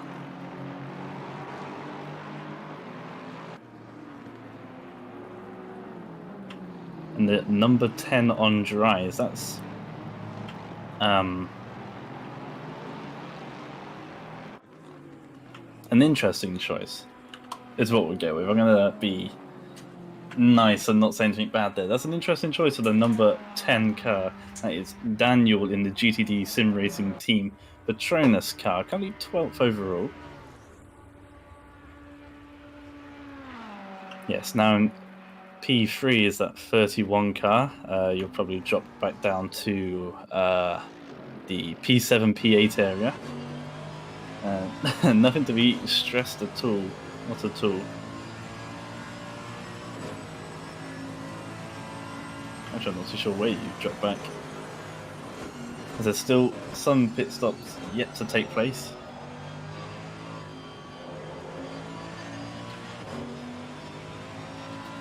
And for the game saying the dry tyres are optimal, then obviously the track must be dry enough, although it is still raining out there, obviously not as much as it was before. But it'd be interesting to see what this number 10 car, which I am obviously on board with, you guys are watching the 31 on the onboard right now. It's currently in third place. That'll be making its pit stop pretty soon, thanks to our insider information there from Cracker in chat. Yeah, it looks greasy out there. It does look a lot drier when you run on board than you do looking for a heli cam. That's a 203.1, so it's on pace with those wet weather runners, so it looks like we're sort of in the crossover moment here. Whether or not it's quicker is another question, because it is not going to stop raining, and I think that's really the big hitter for these for the dry tires to take effect, is the fact that it actually needs to stop raining for these dry tires to really come into use. We're going to remain in that crossover 2 seconds faster, you say? That's interesting. Not quite as fast as the front runners on those wet tires, but maybe we are in that. Speaking of which, the number 10 has entered the barriers, so we'll ignore that. It was actually quite. Is he going to pull out? Okay, he pulls out, and that's a bad rejoin there. Oh yes, wow, Bad that rejoin. was a Number hectic 10. rejoin right there. I just came back and watched that. That was pretty painful. Apparently, the number 10 is on dry tires, apparently going 2 seconds quicker than it ever did on the wet tires. Not as quick as the front runners at the moment, but it tried to go. It went around the outside of a GT4 and the inside of a GT3, coming through the corner onto the Mulsanne, and just ditched it into the wall. And then there was a bit of a sketchy rejoin. I think that was I'm not sure what car that was. I think that was BMW, maybe. No, that was the Keyshawn 198 was the Lexus, yeah. Yes. It's unfortunate for them, because they did look like they were going a bit quick on those dry tires. I think they're just getting used to them.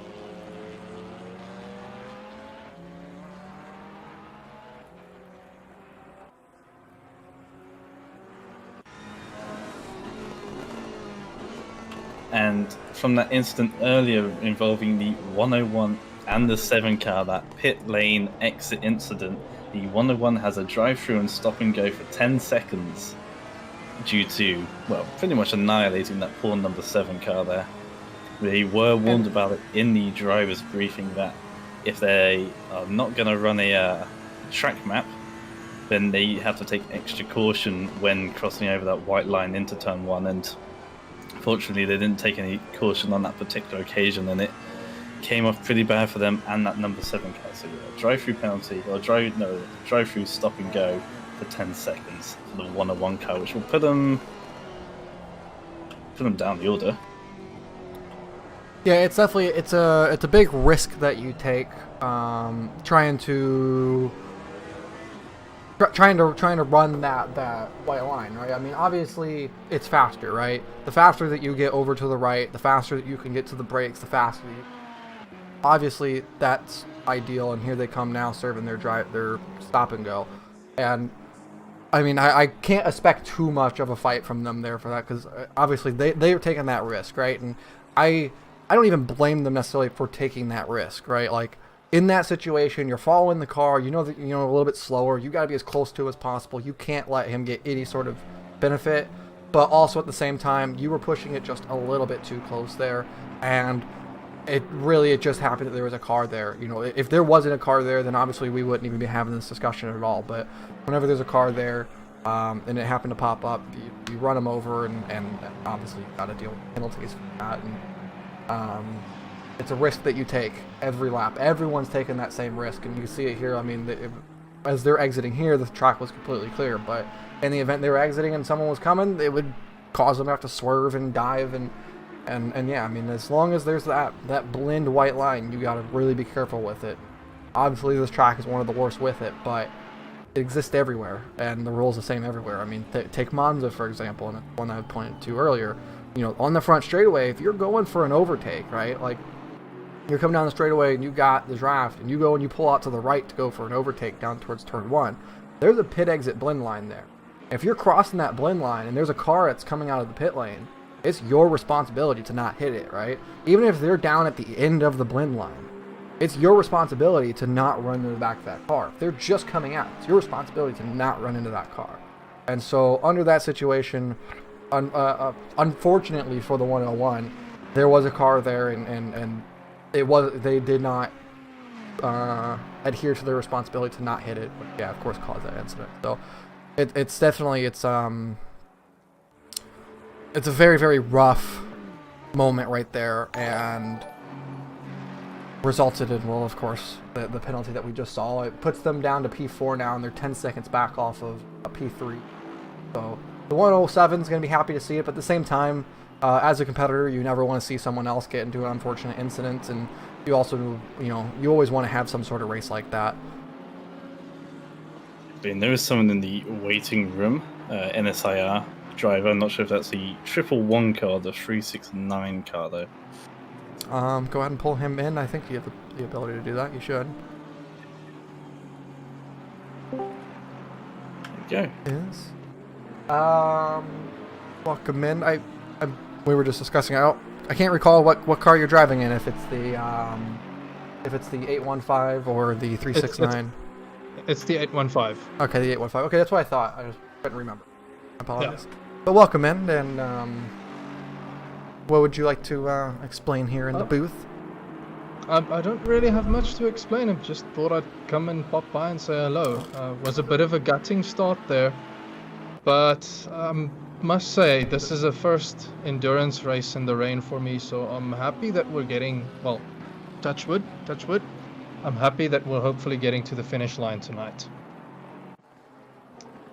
Yeah, it's definitely it's a challenge just to finish one of these races, especially in the rain, and to be able to bring it home somewhat clean. And I've noticed that you guys have been having a lot of problems with the rain, and I guess if it is one of your first rain endurance races, then yeah, definitely you guys are doing a pretty good job just to be able to bring the car home, because it's not easy, especially in these conditions how they are now, where it's not full wet, so you're not you're not really slow, but it's also not dry, so you're kind of in that greasy, slick condition where the wet tires don't grip up properly, and the dry tires are just not feasible, realistically speaking. So yeah, when we did our last driver swap, Lindsay did say as he got in the car, the game told him slick tires are optimal now. I'm not quite convinced yet, and he's not complaining about tires overheating just yet, so we're hoping we can just bring this home and have like this was a massively fun race, to be very honest. I'm really disappointed that we're down in 21st from 12th, but that's racing. I really tried to avoid that accident at the front at the start, but it ended up giving us about 20 seconds of damage to repair, and the Ferrari being so aero sensitive, I just didn't want to risk it, so I ended up going back and brimming it to do another stint. Lindsay then hopped in, and he had some technical difficulties. His game was stuttering. Like, I think it's his first night race in the rain. He said everywhere that there's a cluster of lights next to the track, his frame rate would just half, which made it a bit difficult to drive. That's why he came in like 30 or 40 minutes into his stint to hand over to me so that he can quickly sort out his settings, and I've now handed over to him. We're just hoping that we've got the minimum drive time cleared, because we're not seeing anything in game showing like a timer that can give us that go ahead.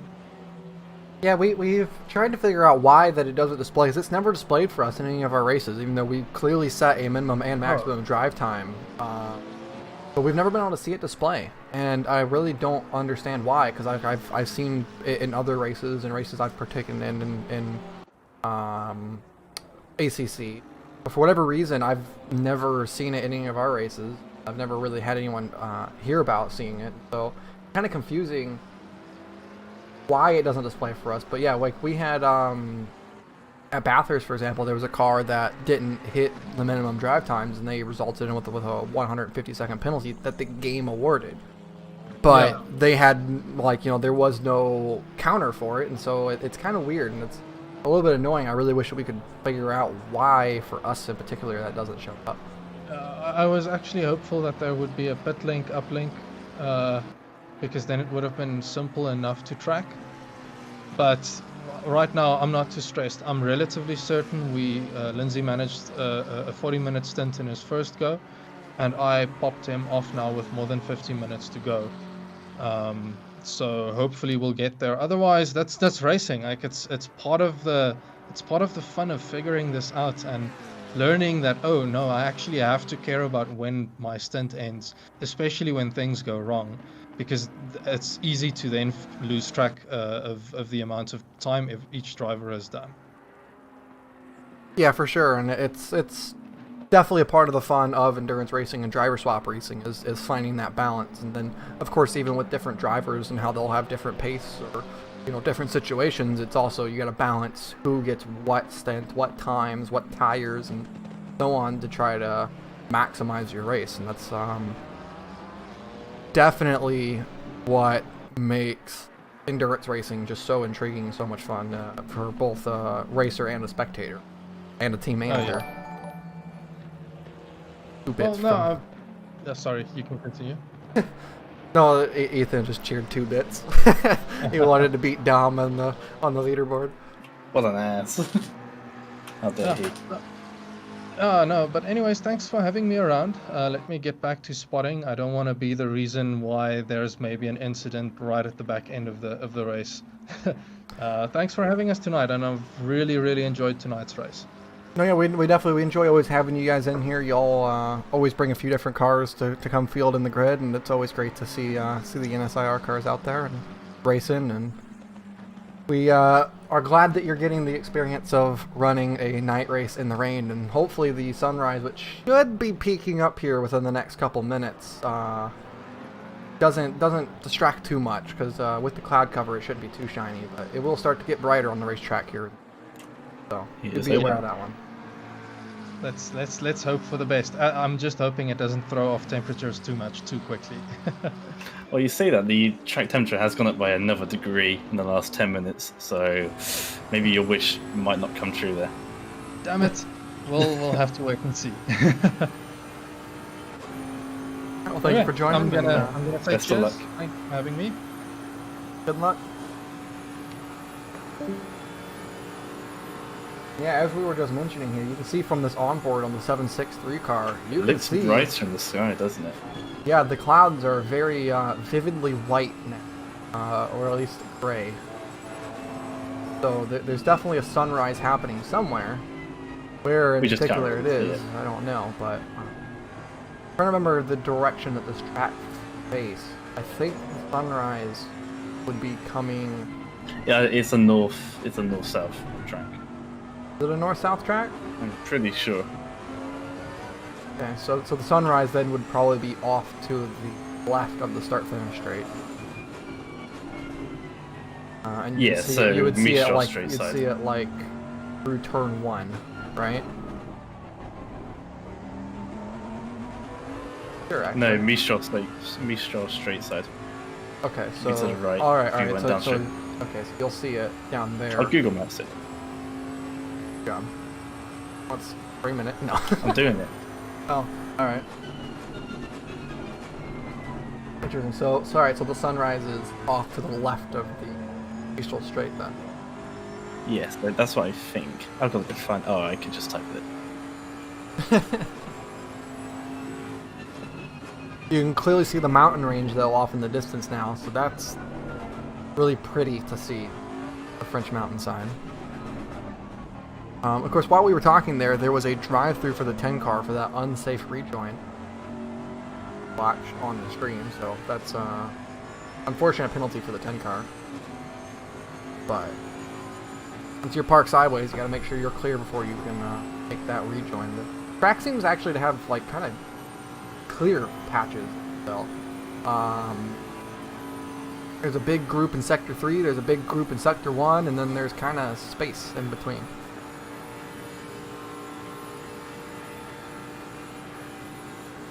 With the way that the straight works here, it's almost like we're watching Daytona. But yes, pretty much going into senior, that's where the sun will come from.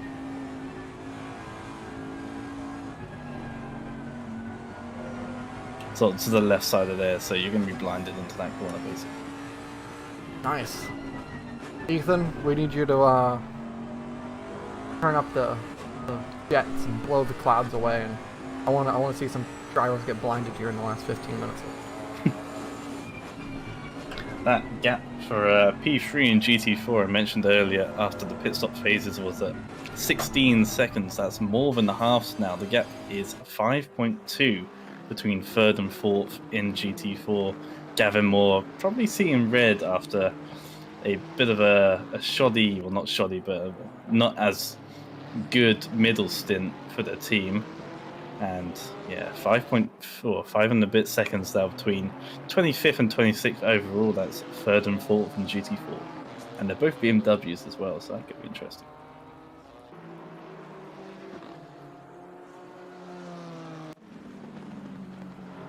This is an interesting fight happening right here, P6. So we're looking at the McLaren and the Lexus here battling for 6 overall, but then you also have 8th place just kind of chilling behind in the 763 Bentley. And now, of course, there is a lap down in between those two. I believe that's the 80 car. So kind of in the way for the 763. Bridge that gap out just a little bit between P7 and P8. Looks like the top 5, they'll pretty much have a lockup on their spots, being how far apart? About 20 seconds-ish, 15 seconds maybe. Yeah, there it is, 21 gap between P5 and P6. So through actually goes to 420 at the end of the straightaway. Gonna make the move through turn 8. I think so. To the outside, there's a parked car on the inside of turn 1. Will he get cleared beforehand? Yeah, that's the 412 Lamborghini there trying to get clear. There was a report in the chat, if I kind of look back a little bit, where the 111 is apparently having a fueling issue where they could not fill the tank all the way up in their last stop, and they're looking like they're going to be about 5 minutes short on fuel. Ooh. And that's just rough, to be honest. That would be a devastating way to have a race end, especially if they're on track for a podium. They really need to try to fuel save those 5 minutes here as hard as they can, because with the you're on podium. And realistically speaking, you want to finish there. You want to get that car home, and so last thing that you want to see happen is have some sort of refueling problem prevent you getting that podium spot.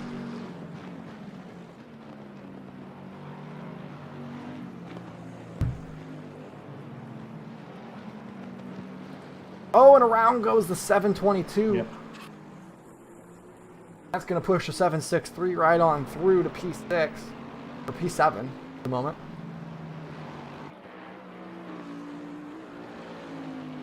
Big old Bentley lumbering down the straightaway here, trying to go get that 6 away from the 420 Lexus, who again drove away in the early stages of this race, but after their first pit stop just hasn't been able to recapture the speed they had to start.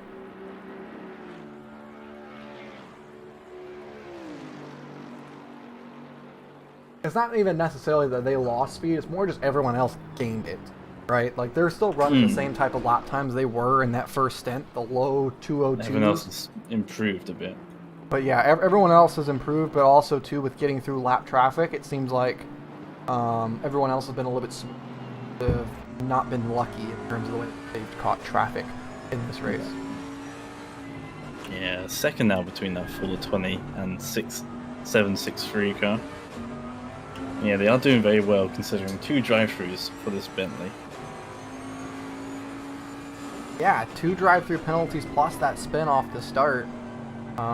Meanwhile, the 420 Lexus has only had that 15-second penalty. So it really shows that if you take away those 2 drive-through penalties for the 763 and really, like, you know, let them kind of go for it right from the start, they might be a genuine podium contender up there at the front of this field. Well, Novak was running in third on merit before those drive-thrus came through. Yeah, so they could well have held that position, at least the top 5 at the minimum, I think. Could have been on the cards, but that's racing, unfortunately, but they're doing well to maintain 7th overall.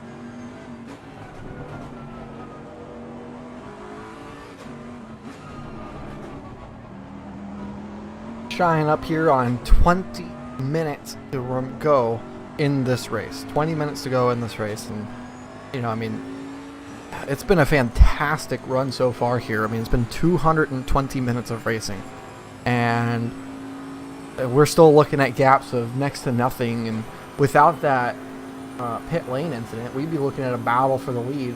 Of course, the 101 has gotten themselves back up into P2, so that's a good job as well by them for taking that stop-go and having to repair their damage and having that spin and still be up there in P2. Really shows the pace that they've had during this race.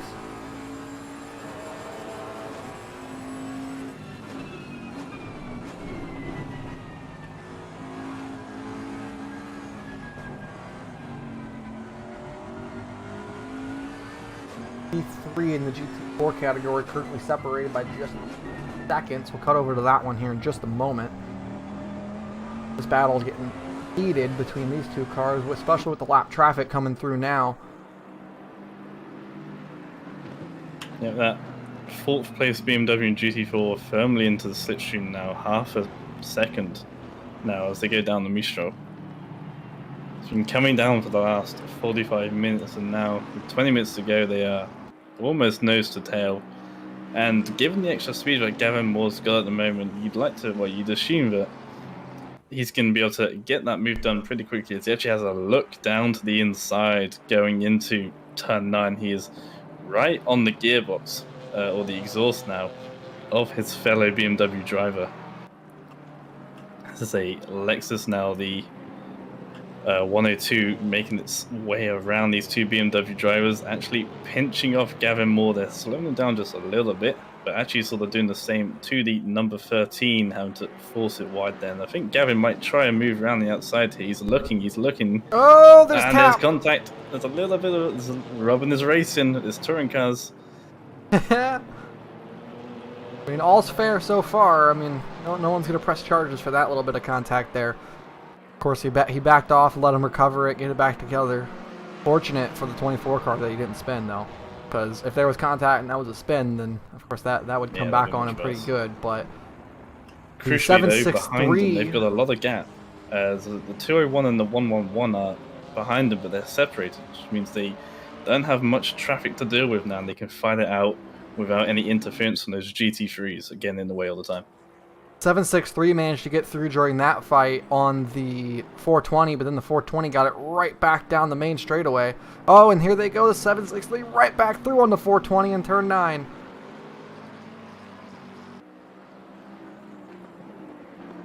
Battle for 6th is on. These two are going at it. Meanwhile, the battle for 3rd and GT4 is going on too. Why couldn't you guys space it out just a couple more minutes?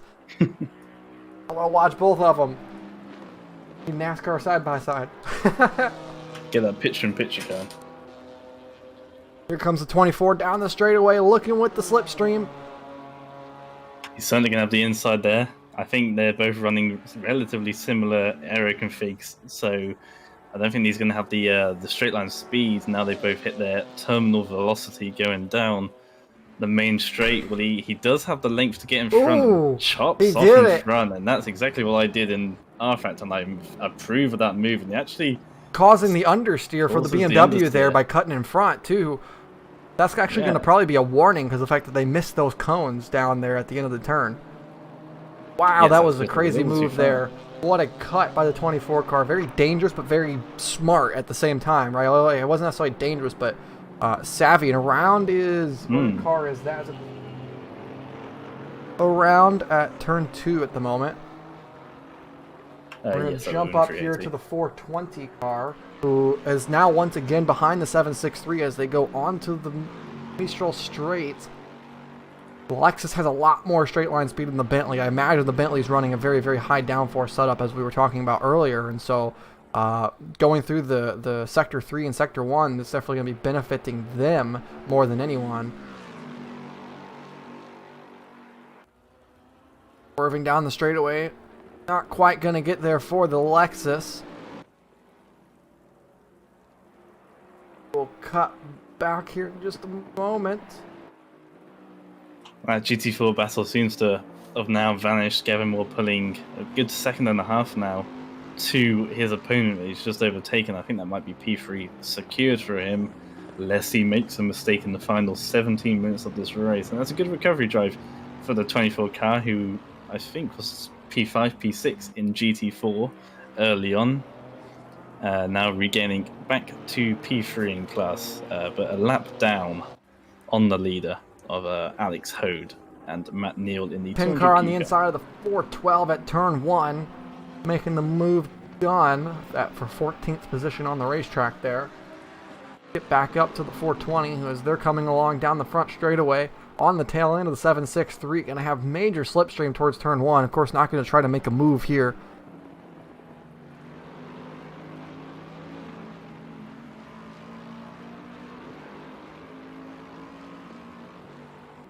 Still about 0.2 of a second separating these two here as they're going down into turn 3. Chicane, of course, being a very tricky one so far tonight. We've seen lots of people blow right through it because they just simply can't get the car to stop. That is a very interesting looking rear end to the Bentley there. You can see right through the back of it, and what appears to be the diff is just completely exposed on the rear end of that race car. Weight saving, you think? It's to the extreme case, but maybe.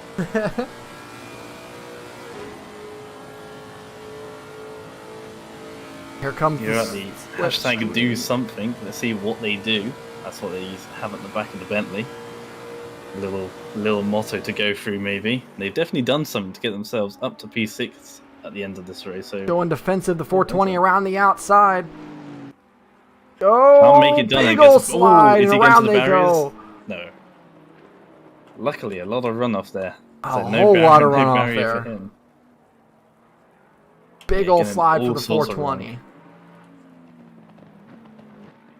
Yeah, unfortunately, all sorts of wrong there for the 420. Getting a big snapper over spin. Thankfully, there's a lot of runoff here, so you don't really have much of a consequence other than a loss of time.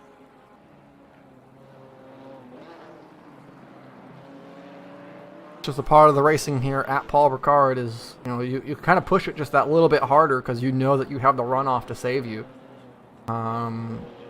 So you push it that bit harder, and you know that you're not just gonna die if you go for a spin, right? It's not gonna destroy your car. You're not gonna be stuck in a sand trap. You know that you can push it that little bit harder and that little bit more, and try to just eke out that extra couple tenths through every corner, and that's the consequence of it right there. Oh, interesting. So another in-game bug.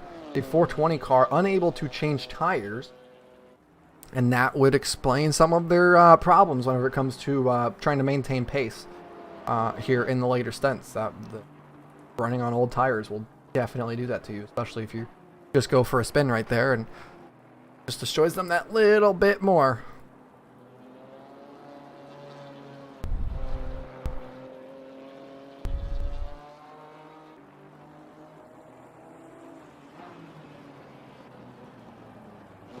Reports of the 22 for ridiculous behavior on the racetrack. Enough said, apparently. Not quite sure what that's about. I do believe that is one of the drivers from the 107 car. Like I said, they had to be getting frustrated. They're following behind for so long, and well, I think that is the case. Fortunately for them, they are now bridging a really large gap up. It appears to be about 40 seconds in the lead for the 107 machine. Petronas Lexus just cruising away.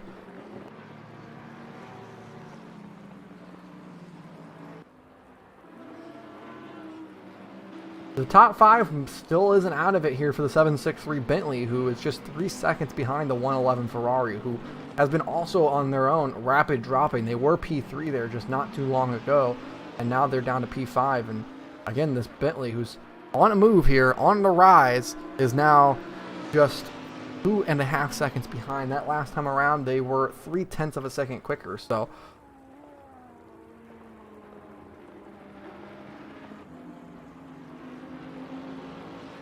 I think that triple one car actually just come out the pits because beforehand they'd done a 2-minute 35 lap time.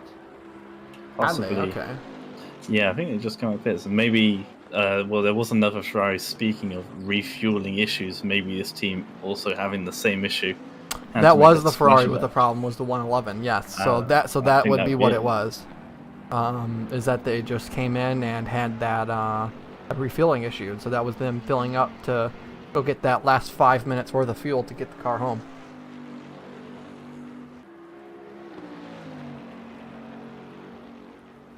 Should have used the safety car 200Q car. They are pretty much dominating this race. The Mercedes there, currently driven by Alex Hodes. Who's having a moment? The 107 car, 15-second penalty for avoidable contact, lap 105 at turn 1. 15 seconds. That's not really going to be enough to bring them back into P2. However, that is a very, very interesting note, and with one big mistake, that could put the 101, who had that stop-go 10 for the incident at pit lane, back into this fight. Realistically speaking, the 107 needs to now just try to maintain as clear as they can. No more contact, no more spins, no incidents. Get that car home, because otherwise you might be looking at a second place finish here instead of first. Wow, that's kind of crazy. Well, calling back to the GT3 Sprint Series that we've been hosting, round 4 Imola, a driver, and these are only 15-minute races, so much smaller sprint races compared to our endurances here, but there was a driver who got a drive-through penalty for exceeding track limits on the penultimate lap that drops him from P5 all the way down to P9. And that something like that could happen here. The field is still so tight. Although it may not have an effect of 4 or 5 places, it may still have an effect of 1 or 2. And for silly little things like that, like exceeding track limits and speeding in the pit lane, it's going to cost you. For sure. We're looking 3 wide through turn 7. Hell yeah. They all go off track there just to try to avoid incidents. Again, you're going to be using up your warnings there. And again, with moments like that, you never know. That is a move for position there for Chris Goff getting past the 10 Ferrari. Not sure if that Ferrari is still on wets or dries though. I think it's, well, apparently they went on to dries, whether or not they decided to go there as the rain increases in half an hour, but we won't look at that because that does not matter. That'll be after the race is finished, as the 14th place 25 car now sets its sights on the Lamborghini, the 35.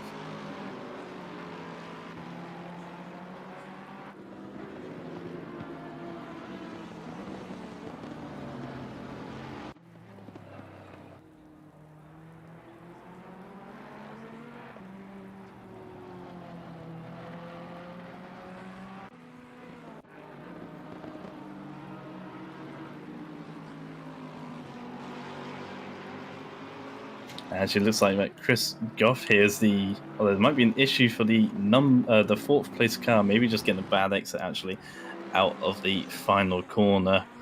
It looked like they were going slow, almost like they were out of the fuel. But I think that's just a poor exit for themselves, losing a little bit of time there. That 31 car are currently running in 4th place, but that has slowed down the 35 car.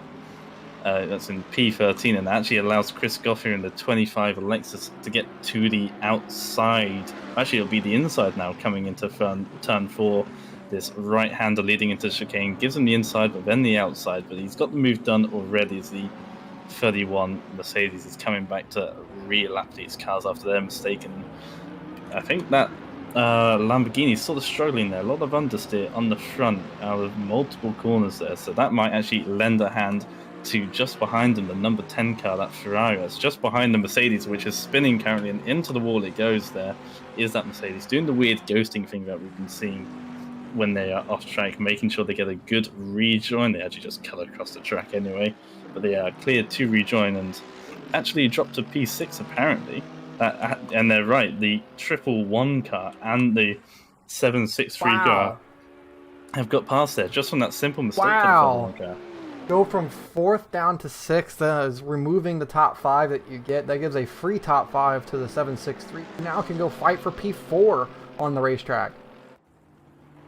Exactly, and even though that 1-1-1, and then he just come out the pits, and maybe it was obviously just a splash and dash, and actually they're moving off Well, as 35 around. 35 materializes in the middle of the track. I'm not sure if that was the same for you, but that car certainly appeared weirdly on my screen, sort of phased into existence, and that might have given the exact opportunity for the Bentley to close right up now, and it's done so. And there's only 6.5 minutes left to go now, and that Bentley's been closing on this Ferrari for the last 5 or so minutes now, and it's been given the exact opportunity it needs to just get rid of the closing period, the closing method, and just be right on back now. That Ferrari, 6.5 minutes to go. Can they get past?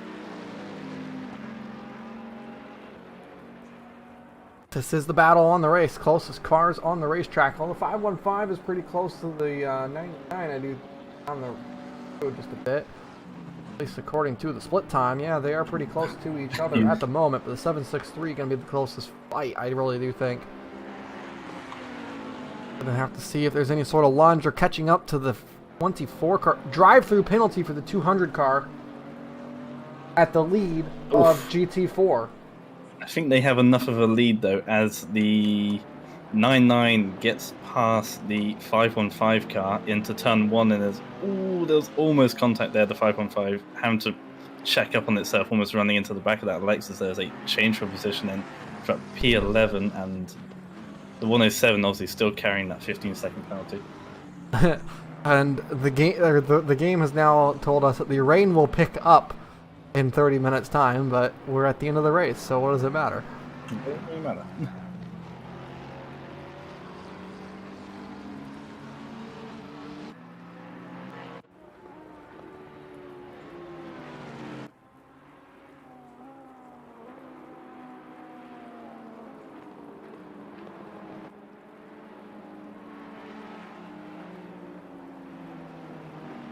The 555 car around at the final corner. Along with someone else there. There's 2 cars there. Was there someone else that was The off? 515, and I think it was a McLaren.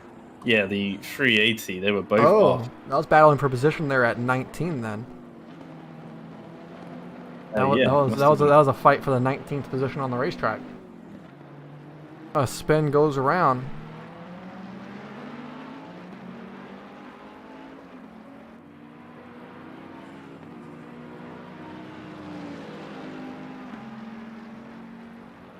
Just shy of 5 minutes remaining. You see in the background there the 200Q car on the pit lane. Again, like you said, they should have more than enough of a gap to be able to hold this one out. I mean, their lead was well over a minute and a half. 666 car. Yeah, it's to the 666 car, which is just going down the Mistral now, and they're already rolling again. So they are completely fine out of that 200Q car. It's a testament to their performance today that they've got so far ahead where the penalty doesn't even affect them.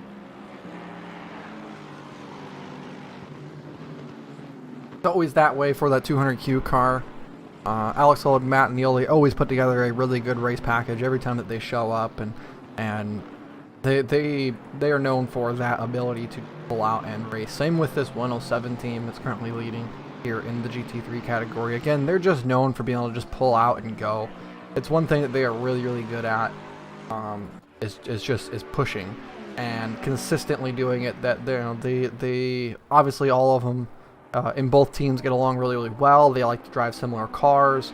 Whoa, that's a bit sketched there. 2x2 they go. Bentley almost tried to make it 3 wide down at the end of the Mistral straight. But yeah, obviously they work together well. They know each other well. They race well, and they build their setups very similar for how each other likes to drive, and so doesn't seem to ever be too much compromise by anyone for how well that they get to race, and so it really puts together a good package for a race team to go and push as hard as they can. And again, the 200Q car always seems to bring a really good race and a really good setup, because they always seem to know what they're doing. And that 107 car that's up front, they are very much the same story. Always managing to bring together a really good race and push hard on it. Yeah, it's good chemistry between all the guys in the 200Q squad. They're all a good bunch of lads that just enjoy racing, and I think that chemistry allows them to be open with each other, saying that, oh, maybe doing this isn't the best and doing this could be better. And having that openness allows us to bring out the best in each other, and that certainly proves to be beneficial tonight. And even the 201 car doing a very solid job as well, currently running 10th there in GT3. Also, a very solid job for them as Max Haynes looking and trying to force an issue there on that 111 car in 4th place. Yeah, they've been trying to set it up for a few laps here, just getting closer and closer, but I feel like that's almost the wrong corner to be trying to make the lunge, because the problem is if you make that lunge at turn 4 and 5, you're hurting yourself for turn 7 in the straightaway. And I almost feel like that they're already hurt down the straightaway, and they need to be trying to minimize that hurt to try to be close here. And as you can see, they're right on the tail end of that Ferrari, and I feel like that if... Oh, here they go for the pass. Maybe they're going to prove me wrong here. Down the inside at turn 8.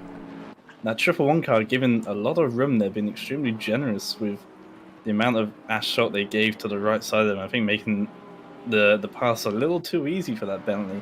In the background, though, the 31 car currently running in P7 has just been given the 15-second time penalty for stopping on the racing line and apparently blocking the 31 car. But there you go, the 763 making the move and actually pulling an entire second out within a couple of corners there immediately over that Ferrari. Yeah, again, they went and exactly proved what I was talking about wrong, and then they're like, "You think we're hurting ourselves down the straight? Well, you know what? We'll still do it anyways." And there they go, pulling themselves away. And again, that downforce that they got on that Bentley is helping them push through. It might be a big boat, but because it's a big raining boat, and it's happy. Yeah, because it's a big boat, it's able to swim right through the water, no problem. Ooh, that was a little bit too late of a peak right there. They were lucky at the 555 let them go through, and I think that actually hurt the 111 a lot.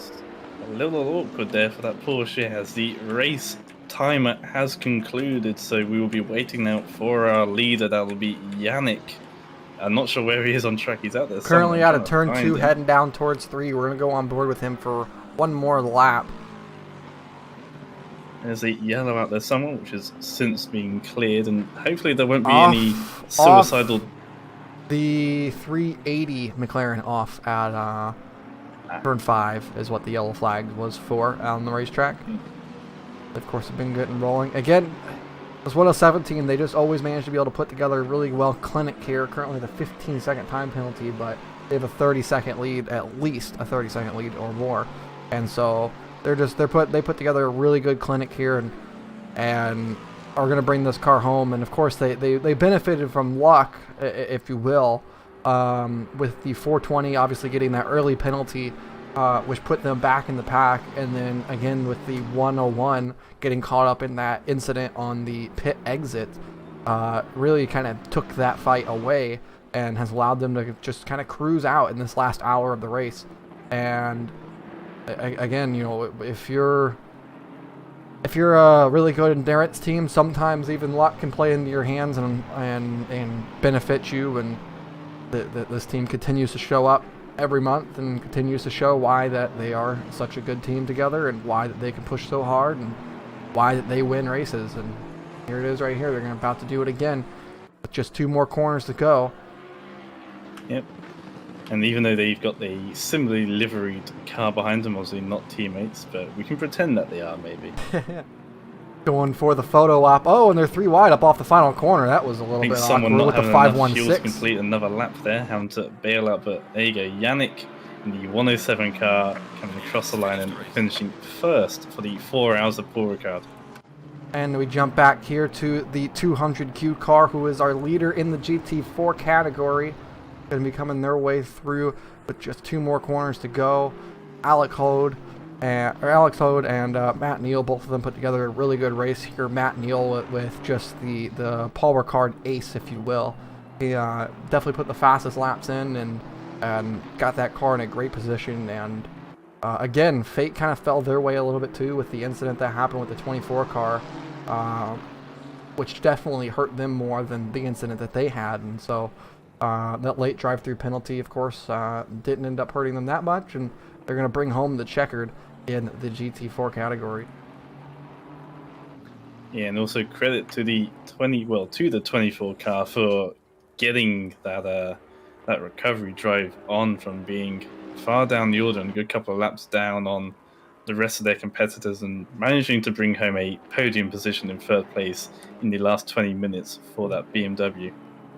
Here we go with just a few more corners to go in Sector 3. We got the 111 right on the tail of the 763. They're trying to fight for that P4. Really only going to have one more lunge at it here from the 111. And they're in attack range. Good job by the boat kind of parking on the apex there, though, forcing that checkup from the 111. They're going to have to make a send down in the final corner. Out of that. A left-hander there, and the only place to do it now is into the final right-hander. There can be a dive bomb, but it will be questionable if they don't make it. I think they are going to hold back. Or they could get the exit. They ran too much curb, and Max Haynes holds onto P4 at the end of this one. Fantastic fighting there by everyone down the racetrack. COVID survivors car coming along to cross the start-finish line. Obviously, they were the ones that got hit in that dramatic moment on the pit exit line. Gonna bring home that car COVID-free, hopefully.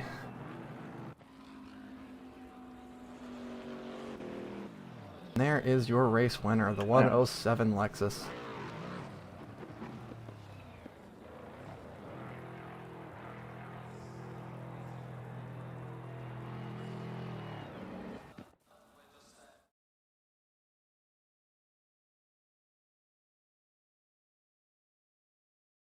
Fantastic job by everyone today in this race. A lot of fun to watch, a lot of fun to partake in, a lot of fun to commentate.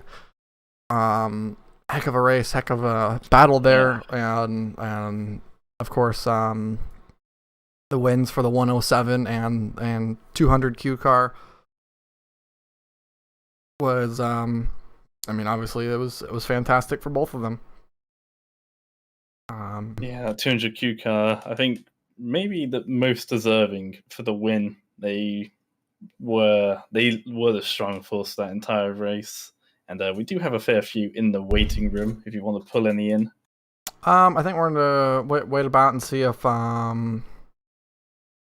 the leaders or the winners of their class want to come jump in first. I typically like to try to give them the first spotlight. Yeah. So if any of the leaders or winners are watching this broadcast, if you do want to come in for a driver interview, go ahead and jump into the waiting room and we'll drag you in. It's a shame that ACC cuts the results immediately. Yeah, I wish that there was a way to increase that timer at the end of the race and make it where there's a bit more time for drivers to, do donuts, have a celebration lap, whatever. Take screenshots, anything like that. Yeah. Yeah, watch the fireworks. And yeah, be able to just have a nice day.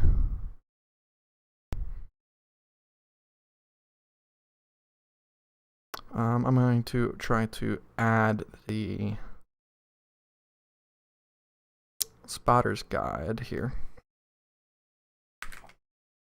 Fatal error.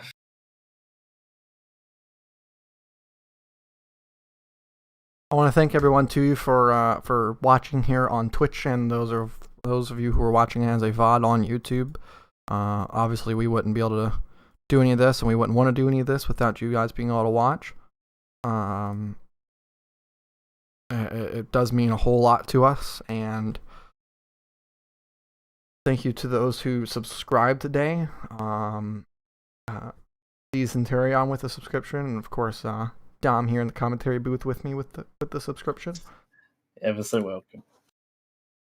For those of you who are watching and of course wish to support or help make these events bigger and better for the future, we do have a Patreon in which you can subscribe to help support us directly. That is the best and most direct way to support, or of course via Twitch here with subscriptions and bits and other donations help us support and fund the servers. And so every little bit that you guys can do is always much appreciated. If you do wish to join, go right there, www.GRG eSports.com. Nice timing there, Nightbot. If you do wish to join, go to that website, go to the Discord link on there, hop on in, and come hang out with us. Join in on our next races for our season 2 next month. I think it starts next month. We're looking for just a little bit of mixing it up with what we're gonna do for these for the Saturday series and endurances and events. So definitely be sure to come join and get ready for that one. We're gonna have some fun. We're looking forward to what we're gonna be doing, and we hope to see y'all there. And there's gonna be a lot more of us talking and commentating and doing these races. We're gonna go ahead and we're going to drag in the team of the 515 into the booth here while we wait on the winners to come hop in. Hello and welcome in there. Oh man. Thank you for having Hello, us. hello again. Yeah, it's been a long time no speak. No, but Yeah. So how was the race for the 515 McLaren? It was well, it started pretty good for me. I managed to get what was it, P2, I think, in the first couple of laps. The conditions were actually very hard on the start. Like, it was actually raining quite a lot. And the Lexus in front of me actually had quite some issues as well. In fact, I believe the pole man actually had a spin in turn 8 in the first few minutes of the race. But yeah, then we had a little bit of an issue with a GT4 not really following the safety procedures, let's call it, which dropped us quite far back. And since then, we've just, kept on going. Snowball effect, if you will. Yep, just a recovery drive, as is customary for the 515. In every single race, we have to crash into someone who had their sound muted when they were doing the driver briefing and don't know how to stay in the track. So we were in P2, and then it was just it just went downhill from there. So that was really cool. To be fair though, I got dropped to P9, I believe, from that first contact, and the people back in P9 actually had better pace than the leaders at that time. Nah. So the field was actually quite competitive, and that is always good to see. We got thrown down, nothing unexpected, and we had on. I already expected to get hit, but there was actually a bunch of really cool fights down there. We had a fight at the very end of the race with the 99 racing team, and I ended up cracking under the pressure and just spinning out. But highlight of the race for me, and it's bitter, but it's P12, better than crashing into a Lambo again, I guess. True story, that one. The only way is up sometimes. No, like you say, it was a close fight in both classes, but particularly GT3. Even with the tricky conditions, everyone was within relative pace of each other. So after being shuffled down early on, how did you guys find having to get your way back up? Because like you said, the guys at the back were almost as quick as those leaders anyway. So how did you find, trying to get yourself back up? It was definitely very hard. In Dying fact, we couldn't rest. really get back up. That's the thing. We couldn't really get back up. I remember coming back onto a track right in front of Max Haynes, which is a teammate of us, and he actually just went. Yeah, he just left me. It was interesting to say. Though I will say he had a monster race. Like I think he finished his stint on P1. Yeah. We had an extremely intricate strategy for Paul Ricard, because we knew it was going to rain, but only lightly, based on the practice, right? So we had this extremely complicated, spreadsheet-based strategy, and basically it's die less than the rest. Who would have thought, right? It's a good strategy in my book. Die less than the rest, and come home ahead of the rest. Yeah. Well, we did do some spins of our own, but we still get somewhere up there. I mean, to be fair, our setup was actually pretty fucking complicated to, craft and all that. Because like I decided like, oh, I want to make it so that it handles well on the dry and on the wet, and I actually kind of got it more or less. It's just that the rear tires didn't really hold up when the track started drying out, which is unfortunate, but it is to be expected after all. So yes, So that's all. yeah, That's it from us, really. Tire problem, spins, getting taken out within the first 10 laps, as is usual for the 515, and nothing new for the McLaren either. I'm yeah, sure nothing new surprised for on the that. McLaren. Well, But I think yeah, we can. definitely a good race for us. I really Yeah. enjoyed that one. Yeah, thanks for having us. Pleasure as always.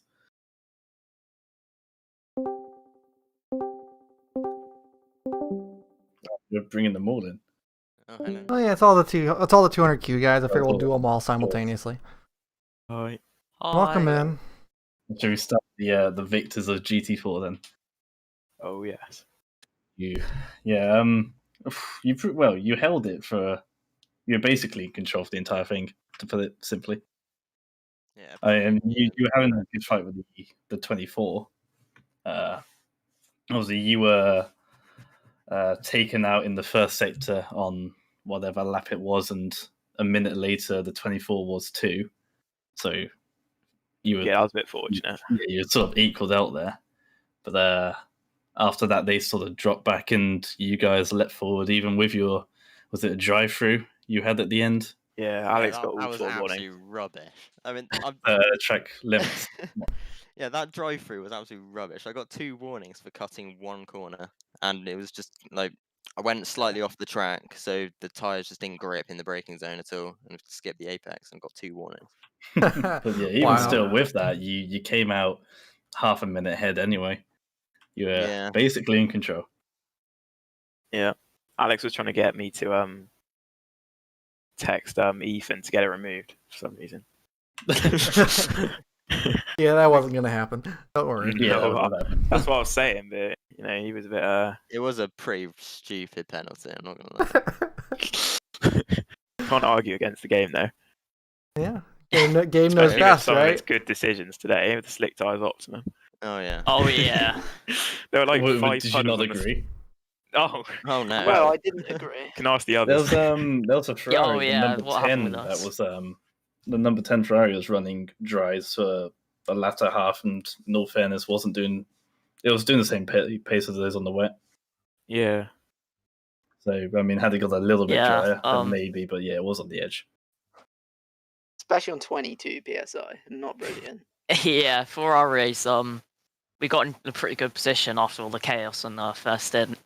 I think we were about a net P4 or something like that, from 14th on the grid, and we started dropping back to about P7, P6, and then when we came into the pits after saying slick tires were optimum about half an hour ago, you would have thought they would have been in their like sweet spot or something like that, but no, they were 22 psi at the front and 10 seconds a lap slower. So yeah, we got scammed. Yeah, no idea. But apart from that, you were looking top 5 quite happily, like on raw pace anyway. Yeah. So that's certainly something to be proud of. And GT3 was pretty hotly contested. The guys who just had him before the 515 was saying that even down the order, it was pretty hard to get past everyone in GT3. Their pace was pretty tight. If you looked at the qualifying times, it was all very similar there. Well, yeah, it was qualifying was ridiculous.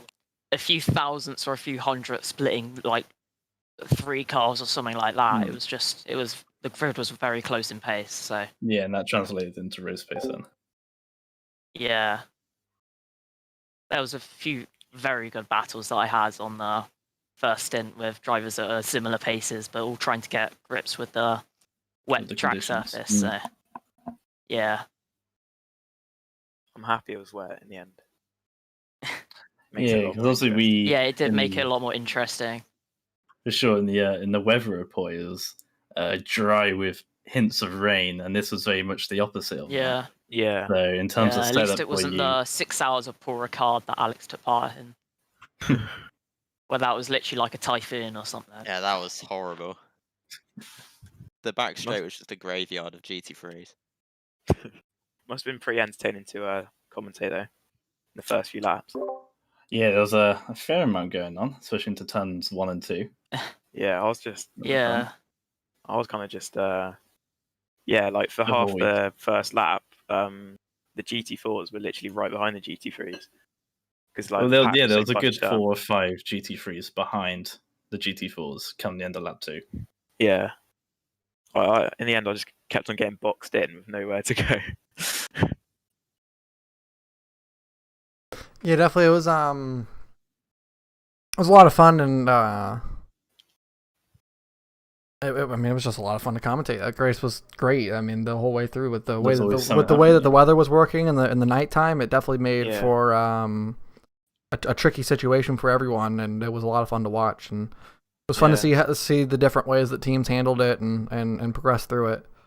Who knew Paul Ricard could be so entertaining? Yeah.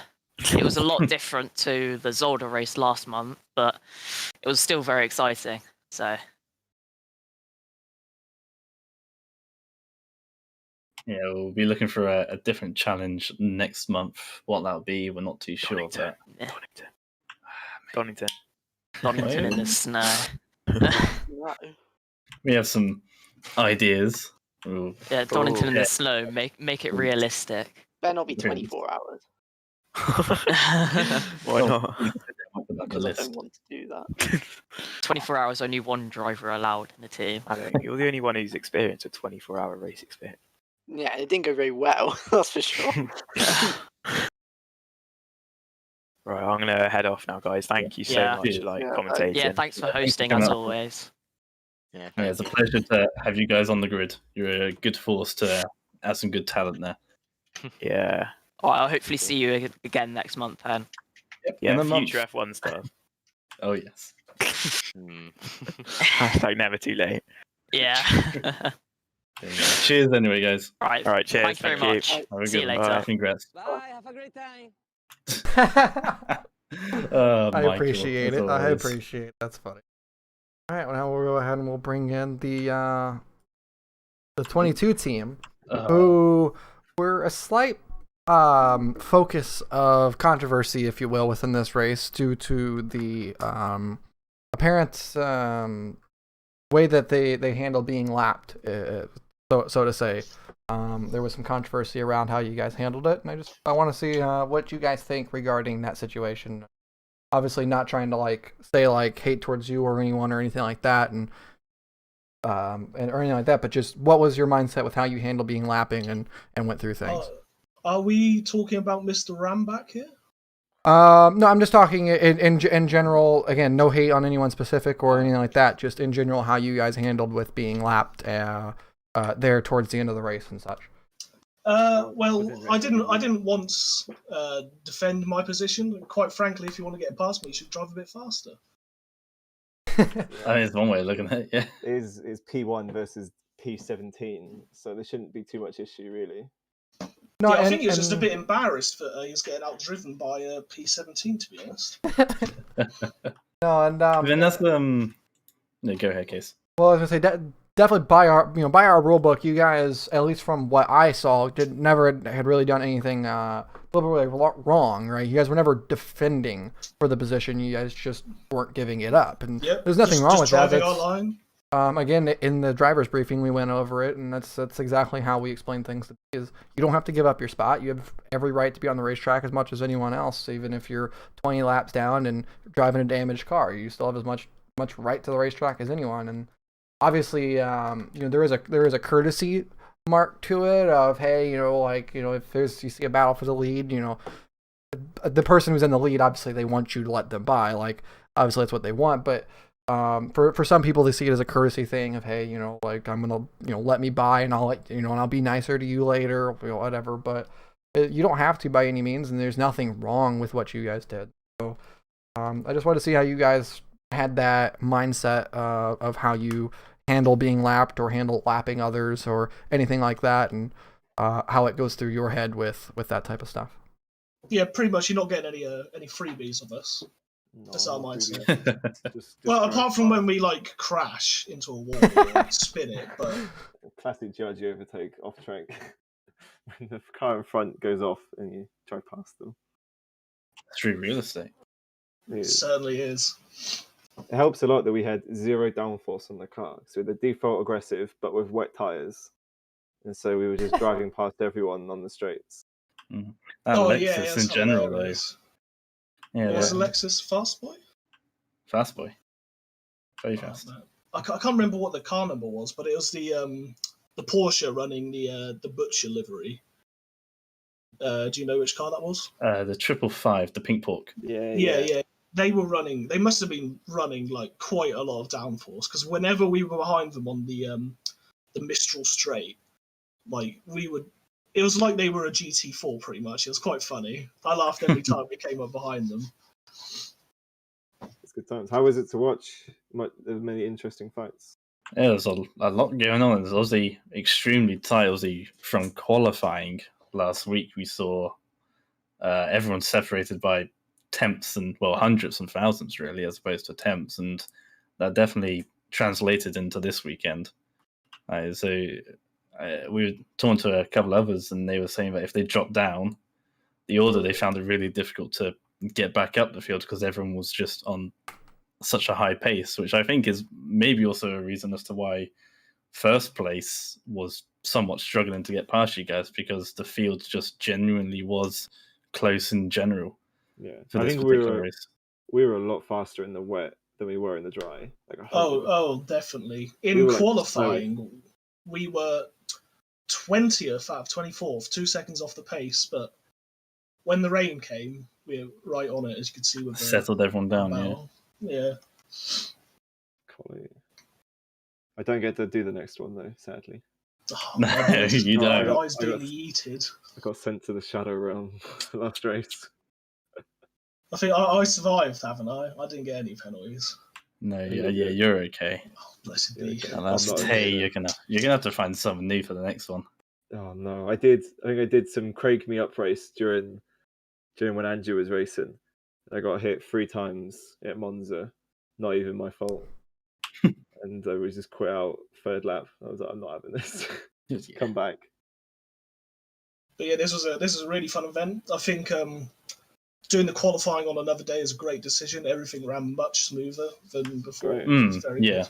Yes, everything ran a lot smoother. We had to do that one server restart because there was just an unexpected issue with some car. But I mean, obviously, there's always going to be some sort of just small random issue. But yeah, it went so flawless today. Like in terms of the way that things were handled, that's our route for the future is qualifying on the week before. It definitely smoothed things out, got things done faster, and also because we're removing an hour of qualifying before the race starts, it allows us to have that little bit extra time where we're able to do one restart like that, and it doesn't like feel like it's the end of the world, right? Like having to do a couple restarts after 2 hours of sitting there, and then you still have 4 hours to go, versus doing one restart after 45 minutes. You feel a bit better about it. So definitely qualifying on a different day is going to be the way to go forward, and we're still going to progress with other ways of possibly how to do it to make things a bit easier, faster, whatever. Like maybe doing it with 2 separate sessions in the sense where you have one for GT4 and one for GT3, where there's a split in between to where GT3s don't have to sit for the 30 minutes and watch GT4s go. Do you still have the 2 servers, or do you don't have the one anymore? Just one right after the other. In the same way, but just make it where the GT3s have a different time to join. Okay, that sounds good. Which could be something we could look into going forward, or even something if we can figure it out to just have a session run for a couple of days and have people join. So definitely it's something that we're gonna look into, and we're gonna have some fun with it, and I look forward to it. And yeah, that's a really enjoyable race, really well run. Yeah, thanks guys. I see you've got Mr. Ram back in the waiting room, so send him my regards. Is there any chance that I can get a penalty point removed so I can race the next one? You want to at Ethan for that one and bargain with him. Oh my god. That's not our issue. Send some more money towards the Patreon. Go to the Patreon, yeah. I hear Go to the Twitch Patreon. Prime. If I got I mean- Twitch Prime up, let's have a look. It could work. I'm not saying we're open to bribes, but We're depends. not open to bribes. Yeah, If exactly. the money's good. Yeah. exactly. All right, thanks guys. Yeah. It's been great. Yeah, Hope thanks you- for coming along as Grace. always. Who's bargaining with me now? Says Ethan. Yeah, I don't think Ethan is a man to argue with, as I've found out. No. Anyway, great race. Yeah, Yep. thanks a lot, Cheers, guys. guys. See you later. Goodbye. See you next month. All right, and now we'll drag in Yanni. He's currently muted, but hopefully he's there. There he is. Yeah. Welcome in, Yanni. Good job on that win for your team. Obviously, the rest of them aren't here, Thanks. but fantastic job.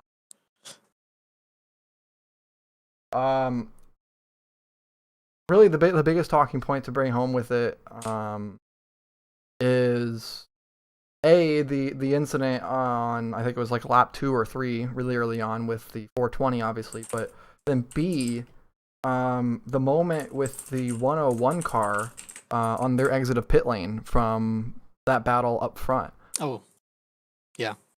So if you want to walk me through both of those, that would be awesome. Sure. I mean, it was lap 2, I think, where we just got the slightest of nudges in the T10, the fast right-hander. And I mean, you can't do much then, because it's so slippy and the car loses balance. But I mean, luckily we have the luxury of Paul Ricard being the asphalt. So, yeah, Kui just gathered up his thoughts and I think we were in P10 when we went back on the track. Had about 10 seconds to the leaders. So by no means was it over, and we knew we had good pace. And yeah, the first stint pretty much was sort of recovering.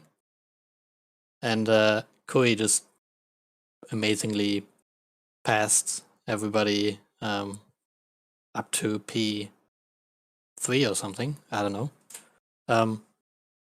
And then we swapped. Yeah, I think in sort of the middle of the race, it was pretty calm. Nothing really happening. And then we weren't quite sure about the strategies of the other cars. We had just planned straight up pit around the hour mark because there was no other option for us, and we were a bit confused about the 101 driving so long in that Ferrari. So we thought maybe they are gonna splash and dash at the end. And we also saw that they didn't pit for tires on the second to last stop. So we were catching them up.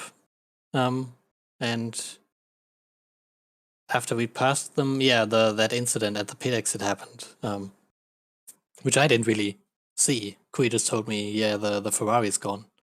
And then Yeah. I see there was this huge crash.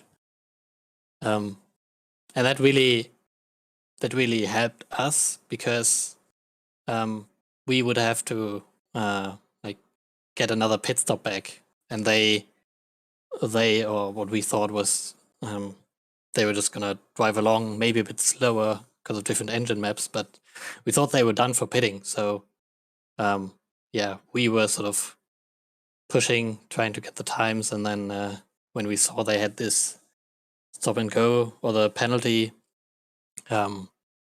we just pitted to yeah, as we intended in the first place, and had like, I don't know, 50 minutes to go, which was my stint then. And yeah, I mean, apart from the incident at the start, we had a little spin later on, but apart from that, we pretty much got our pace down, which is always good.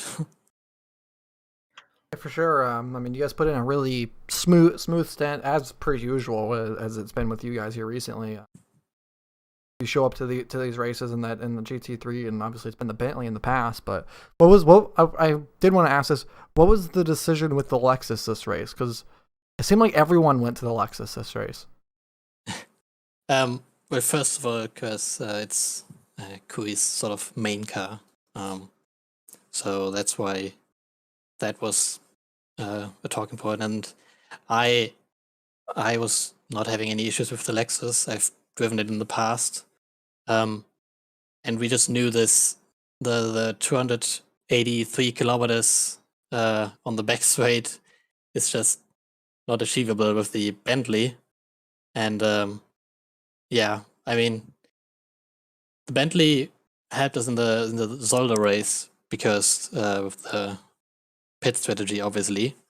But we knew we couldn't pull that off here, which was especially changed with the update they put out, where they limited the fuel tank. I think they stripped the Bentley off by 15 liters. That's a big margin. Yeah, but mainly because the Lexus is the main car, and it's very good in the rain as well. So we figured we'd take the Lexus, and worked out pretty good. Yeah, obviously, and it seems like most people had a similar idea to you guys in the sense of the long back straightaway here, because the most Lexuses that we've ever had signed up, and it obviously paid off for a lot of them.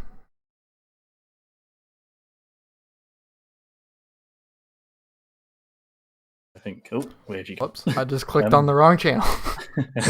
Yeah, there's Lexus certainly favoring those wet conditions, I think, and they do have a good amount of grunt in the straight line anyway, and it just seems like they're the best combination for Paul Ricard, and certainly seen results with the people who chose the Lexus was certainly strong today. Oh yeah, definitely. And I can also say that the decision to move the qualifying of the race day is just better for everybody, I think. Everybody can, practice their hot laps and get the best result in, and not worry about having to actually race a few minutes later. Yeah. So the preparation changes a bit. And yeah, I mean, it just takes off the stress on the organizing side, right? Yeah, exactly. Obviously, yeah, if we're having qualifying before, and if it's a 4-hour event plus an hour quali plus everything in between, it becomes 6-7 hours, and it's a long event. And also, well, as a driver, it allows you to see where you stand after qualifying. You see how you stack up immediately against everyone else, and from there you can make adjustments to see where you can improve. And it's good that it went so well last week. Everyone turned up, everyone was respectful of joining the server early and not leaving and not rejoining and stuff. Everyone was just really, everything was really well done. So yeah, I think we'll be continuing with that for next month. For sure. Sounds good. Any other notes you wish to make here before we log off? Not that I think, no. Well, thank you guys for continuing to show up in the team racing boat. We look forward to seeing you guys dominate again next month, huh? Yeah, I'm not quite sure if I have the time next month. I think it's colliding with something else, but we'll see. But yeah, great to see the events every month, and thanks for organizing. And I think you guys had some fun commentating as well. So yeah, a lot going on. It was fun to do. Right. So have a good night, day, evening, whatever. All of the above. Yep. Congrats, man. Thanks. And that concludes 6 hours of broadcasting here on the GRG eSports Twitch channel. We are at 5 hours, 58 minutes, and 45 seconds at the moment. Woo. And definitely a lot of racing, a lot of broadcasting, a lot of talking. We only have really a few more points to go over here, and that's everything else that we do here at GRG eSports. Of course, we host races on Tuesdays in the United States and Thursdays in the United States, which are Wednesday and Friday mornings at like 1 a.m. For the UTC timeline. That's why if you are looking at the GRG slideshow that's currently going up, they show up as Eastern Time and UTC because those are the series that are for North American markets and global markets. The North American or South American markets are the ones that are measured in ET, and the ones that are for everyone are typically in UTC. But so on Tuesdays and Thursdays at 8 p.m. Eastern Time, we host on ACC and Race Room with our GT3 Sprint and our TCR Cup. You can see them on the screen right now. And then on Saturdays, we host our GT Multi-Class Series as well as these races on every second Saturday. These 4-hour endurance races are held. And then every Sunday, we're holding our R-Factor Hypercar Cup races every Sunday at 1700 UTC. Again, you can see it on the screen now. So those races are a lot of fun. We host them all the time. In order to join, you just got to go to the website, www.grgesports.com, as listed on the picture or in the title of this video, or on the ! join command in the chat. Just join in through there. Go to the website. Go to the sign up sheet. Go to the Discord. Join in. Come hang out. Follow us on Twitter. All that type of stuff. And definitely get the name out. Share us, and hope to be able to make these races even bigger as we go throughout every month and every year. And we hope to see all of you back next time for these races. Again, the next race that we are hosting is going to be tomorrow at 1700 UTC for the R-Factor Hypercar Cup. So be sure to, if you guys are interested in racing on R-Factor 2, join in and host that. And our next ACC event will be this time next week. So we hope to see you all back again. Well, not this time, but 1600 UTC next week, next Saturday. We hope to see you all there. And thanks for watching, tuning in, and we will catch you all next time.